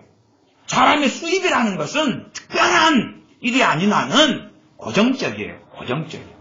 그러니까 내가 숨겨놓은 빚을 특별한 일반적인 수입을 통해서 정리한다는 것은 부모가 협력하지 않으면 어려운 거라. 그렇기 때문에 내가 빚을 지는 상황이나 빚을 내는 상황들은 서로 간에 이야기가 돼야지만이 되는 거예요. 이게 가정생활에서 사실은 실제로 살면서 최고 어려운 거 빚 문제라. 최고 어려운 거 빚 문제. 그 문제를 제대로 정리하지 못하고 잘 알지 못하고 아니면 상대방이 숨긴다면 진짜 부부로 사는 것은 포기하는 거예요. 포기하는 거예요. 그러니까 내가 남편이 숨겨놓은 빚이 있어서 내 월급에서 10만 원씩을 빼돌려가지고 지금 이자라도 막 넣고 싶은데 전기세가 지난달에 8만 원에서 10만 원이 올랐다 그러면 가만히 있겠어요? 남편이 일단 전기 끄고 다니고 전기세 2만 원 더 올라간 거 가지고 말을 해요 안 해요? 막 말을 공격하죠. 그러면 아내 입장에서는 저 남편이 왜 저리 유난을 떨까 그러죠. 유난을 떠는 게 아니라 숨겨놓은 빚 때문에 그런 거예요. 그런 것을 이해하지 못하고 그래서 참 이런 빚 문제가 가장 어려워요. 그런 걸 지고 있는데 우리가 이 사마리아 인의 자리에 서서 강도 만난 자의 이웃이 될 수는 없는 거예요. 강도 만난 자는 이 사람이 크리스찬이자 이런 문제가 아니라 그냥 가장 심각한 어려움에 처해서 그의 생존을 위해서 도와야 되는 사람들이 우리의 주변에 얼마든지 나타날 수 있다 그 말이죠. 나아가서 이제 형제 안에서 그 다음에 진실되게 하나로 살아가는 형제 속에서 하나가 되어져 가면서 서로의 짐은 짊어질 수 있어요. 대신에 내 짐을 상대방에게 주는 건 잘못이다 그 말. 이 여러분들이 자녀를 키우는데 가장 잘못된 방식이 뭐냐 그러면 자녀의 짐을 부모가 짊어지고 왔기 때문에 자녀가 자기 짐을 지는데 익숙하지 않은 거예요. 지려고 하질 않아요. 지려고 하지 않아요. 그럼 명확히 하셔야 돼요. 내 자녀라도 인간 실종이고 인간 존재라요. 또 여자들이 결혼해가지고 가장 잘못하는 게 있어요. 잘못하는 건 부부가 한 몸이라도 남편과 아내가 함께 져야 될 짐이 있고 남편이 져야 되고 아내가 져야 될 짐이 따로 있는 거라요. 그 다음에 아무리 내 속으로 나온 사랑하는 자식이라도 내 자식이 져야 될 짐이 있고 부모가 져야 될 짐이 있는 거라요. 함께 져야 될 짐이 있고 그 정도의 구분선을 여러분이 알아가셔야 돼요. 그걸 못 알아가면 안 되는 거예요. 그걸 못 알아가면 자녀가 커갈수록 자녀는 짐을 더 많이 져야 되고 자기 인생에 책임을 더 많이 져야 돼요. 그것을 부모가 져오기 시작하면 평생 그 자식을 짊어져 가야 돼요. 평생 그 자식. 간혹 가다가 제가 상담 중에서 최고 싫어하는 상담이 무슨 상담이라고요? 자녀 상담. 네, 자녀 상담. 자녀 상담하는 분들 가운데 결국은 자기 자식이 30살이라요. 40살이라요. 엉망으로 만들어놓고 목사님 상담 좀 해가지고 사람 좀 만들어달라고. 사람 제어 안 돼요. 가능하지 않은 이야기. 다시 말하면 부모가 자녀를 30살, 40살 될 때까지 막 똥 치워주고 기저귀 채워주고 다 했다가 지치니까 누구한테 맡기겠다는 거예요? 당신 목회자지 호스 당신한테 맡길 테니까 좀 어떻게 해봐 이제 케어를. 저는 그런 집은 맞지 않죠. 당연하긴 이야기하죠. 성도님, 집사님, 제가 낳았나요? 당신이 낳아놓고 당신들 똑바로 안 해놓고 이렇게 엉망으로 해놓고 나한테 짐을 맡긴다고요? 나는 그 짐을 맡을 수 없어요. 당연한 이야기죠. 여러분이 자녀를 아무리 사랑하니 그걸 사랑하니까 자녀가 져야 될 짐을 자녀가 지게 하고 자녀가 혼자 질 수 없는 짐을 같이 져주고. 그래서 잘못된 어떤 자녀들은 또 사고를 쳐요. 사고를 친 다음에 숨겨요. 숨기면 문제는 커져요, 작아져요? 커지죠. 감당하지 못하죠. 사실은 그런 애들이 자살을 하는 거예요. 그냥 겉에서는 성격 비관, 자살하는 것 같죠? 그런 이유도 있으나 열이 하나예요. 사실은 겉에 드러난 문제가 아니라 부모도 자살의 이유를 모르는 문제 때문에 죽는 거라요. 모르는 문제, 모르는 짐. 시간이 흘러서 이것이 악화되고 커져버려가지고 그래가지고 문제가 벌어집니다.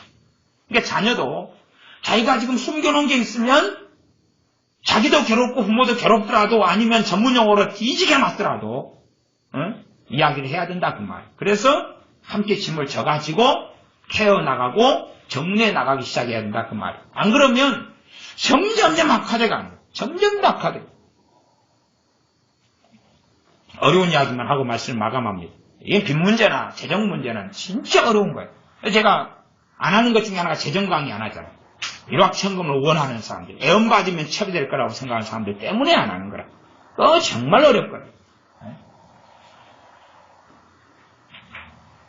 이 자녀들이 가지고 있는 문제가 있으면 정말 어려운 거라도 사실은 그것을 기도하는 가운데서 이야기하고 정리해 나가고 아니면 빚 문제가 있다 그러면 부부가 서로 오픈하고 이야기하고 정리가 돼야지만이 그 다음에 하나님의 도우심이 그 다음에 받을 이제 준비가 되는 거예요. 하나님의 도우심. 그지? 남편이 혼자 빚 문제를 끙끙 앓고 있어요. 그리고 주여 아내 몰래 해결해 주십시오. 해결돼요? 안 돼요? 하나님 도움 거의 못 받습니다. 그게 어렵고 힘들고 아픈 이야기라요. 도움 못 받아요. 또 아내가 혼자 끙끙 앓고 있어요. 물론 어떤 부분에 문제는 있냐 하면 남편이나 아내 가운데 한쪽이 안 믿는 사람이라 그런 경우는 이게 상당히 이제 곤란해요. 믿는 사람이라 곤란하지만 그러나 기본적인 원리는 하나님께 도움을 구하기 전에 사람에게 함께 살아가는 부부에게 내 실상을 이야기를 해야 돼. 그 다음에 하나님께 엎드리는 것과 함께 일어나야 돼. 그럴 때만이 처리해 나갈 수가 있어요. 안 그러면 상당히 어려워져 곤란해집니다. 그래서 실제로 제가 남자분들 오랜 세월 동안 남자든 여자든 뭐 부부든 아이든 자녀든 제가 상담하고 산 연수가 어쨌든 23년 정도 되네요. 23년. 그러니까 얼마나 많이 한 24살 때부터 부부 상담을 시작했습니까? 당신들이 결혼한 사람이 24살인데 나한테 왜 상담하러 와 당신 부부간의 일을 그걸 깝깝하죠. 그러니까 어쨌든 최고 복잡한 것이 빚 문제, 재정 문제, 돈 문제 막 그러는데 많이 지내오니까 남자들의 빚 문제가 가장 심각한 문제더라고요. 숨겨놓은 빚 문제, 숨겨놓은 돈 문제. 그러니까 관계가 점점 악화되고 문제가 벌어져요. 그러나 이제 아내들은 또 남편을 또 믿어버리죠. 순진하게. 그러니까 남자들은 계속하게 거짓말하는, 거짓말. 이게 하나님 앞에서 살 수가 없는 거예요. 저는 지금 저한테 상담받으러 왔다 그러면 제가 상담 수천 건 한 건 아니니까, 그렇죠? 그렇지만은 불신자가 왔겠어요, 신자가 왔겠어요? 신자가 왔죠, 신자가 왔죠. 불신자가 오는 게 아니죠. 안 믿는 사람이 저에 대해서 어찌 알아서 오겠어요? 그러니 우리 믿는 사람이 그런 문제, 또 많은 믿는 청년들 같은 경우가 빚 문제를 정말 많이 안고 있어요. 빚 문제를. 이게 작은 것을 시작할 때는 어찌어찌 되겠지 요행수를 바라지만 요행수가 없는 거죠. 인생살이 속에서 로또가 자기를 기다리고 있는 것도 아니고. 그래서 빚이 점점 커져버려. 나중 되면 인생을 자포자기하거나 신용불량자 되거나 오갈 데 없거나 옥잘하게 돼버려. 그리고 이제 그 인생의 짐을 누구한테 떠넘겨버려요? 최고 좋은 건 여자를 골라가지고 뒤집어 씌워버리는 거지. 할렐루야. 그러면 안 된다. 그러면 안 된다. 예? 그게 슬픈 일이죠. 그렇게 되지 않도록 가장 화재가 나고 불이 나면 최고 좋은 방법은 초기에 진압하는 것. 진압대가 늦어버리면 많이 다치고 많이 불태워지고 그렇게 될 수밖에 없는 것과 똑같이 이 빚 문제는 초기에 진압이 안 되면 나중에 눈덩이처럼 부러져요. 그러니까 빚이 많으면 하나님 말씀을 구제하라고 나누어 주라고 섬기라고 사마리아인처럼 강도받는 자 이웃이 되라고 형제를 사랑하라는 것과 실질적으로 물질적인 도움을 주는 것과 뗄래야 뗄 수 있어요? 없어요? 없지요. 그 사명의 길, 그 순종의 길, 그 하나님을 기쁘시게 하는 길을 걸을 수가 없다 그 말이에요. 물론 우리가 다 깨어있는 삶을 산다 해서 절대 재정적으로 여유가 있거나 또 부자가 되거나 부자하고 그리스도인의 삶하고 별로 상관은 없습니다만 그렇게 되지는 않아요. 그러나 최소한 굶어 죽더라도 빚쟁이는 안 돼야 된다. 뭔 안 돼야 된다고요? 빚을 지고는 안 된다. 그리스도인은 굶더라도 산에 가서 굶으려고 주여 그리고 먹을 게 없어서 산에 굶고 있다 보면 눈앞에서 산삼을 발견하게 하셔요. 팔았던 70만 원. 그런 은혜를 주시니까 극단적인 이야기입니다만 그래서 그냥 굶더라도 빚은 안 되는 거예요. 굶더라도. 그리고 하나님 앞에서 살아나가는 것이 주님 앞에 깨어있는 삶을 사는 비결입니다. 기도하겠습니다. 아버지 하나님, 우리에게 주시는 많은 사명들, 또 우리가 따르고 순종해야 될 것이 많이 있지만 우리가 우리 개인의 빚 문제, 돈 문제에 매이다 보면 그렇게 살지 못하고야 맙니다. 우리가 처음부터 하나님 말씀에 따라 너희는 사랑의 빚 외에는 아무에게도 빚을 지지 말라 하는 말씀에 순종하여 교회도 빚지는 삶을 살지 않고 하나님의 자녀들도 빚지는 삶을 살지 않고 빚을 내기보다 빚이 날 수밖에 없는 때가 되면 대출을 받고 빌리기보다는 하나님께 무릎을 꿇고 엎드려야 되는 때구나 하는 거 우리가 깨닫고 하나님께 엎드리는 우리가 되게 하여 주시옵소서. 나아가서 어리석게 행하여서 빚을 내고 대출하고 빌리고 하여서 빚 문제에 올라앉은 사람들은 다시금 내가 육적으로 주님 중심이 아니라 돈 중심으로 사람 중심으로 세상 중심으로 세상의 자녀로 살아왔던 것을 회개하면서 하나님께 엎드려서 다시 하나님께 터닝하고 하나님 중심의 삶으로 돌아오고 그러는 가운데 하나님의 도우심을 받아서 함께 짐을 져줄 사람들이 있고 그리하여 넉넉하게 감당하고 나아가서 주님의 은혜 속에 주님께서 기뻐하시는 여정을 걷는 우리가 되도록 도와주시옵소서. 우리 주 예수님의 이름으로 기도하옵나이다. 아멘. 함께 기도하겠습니다.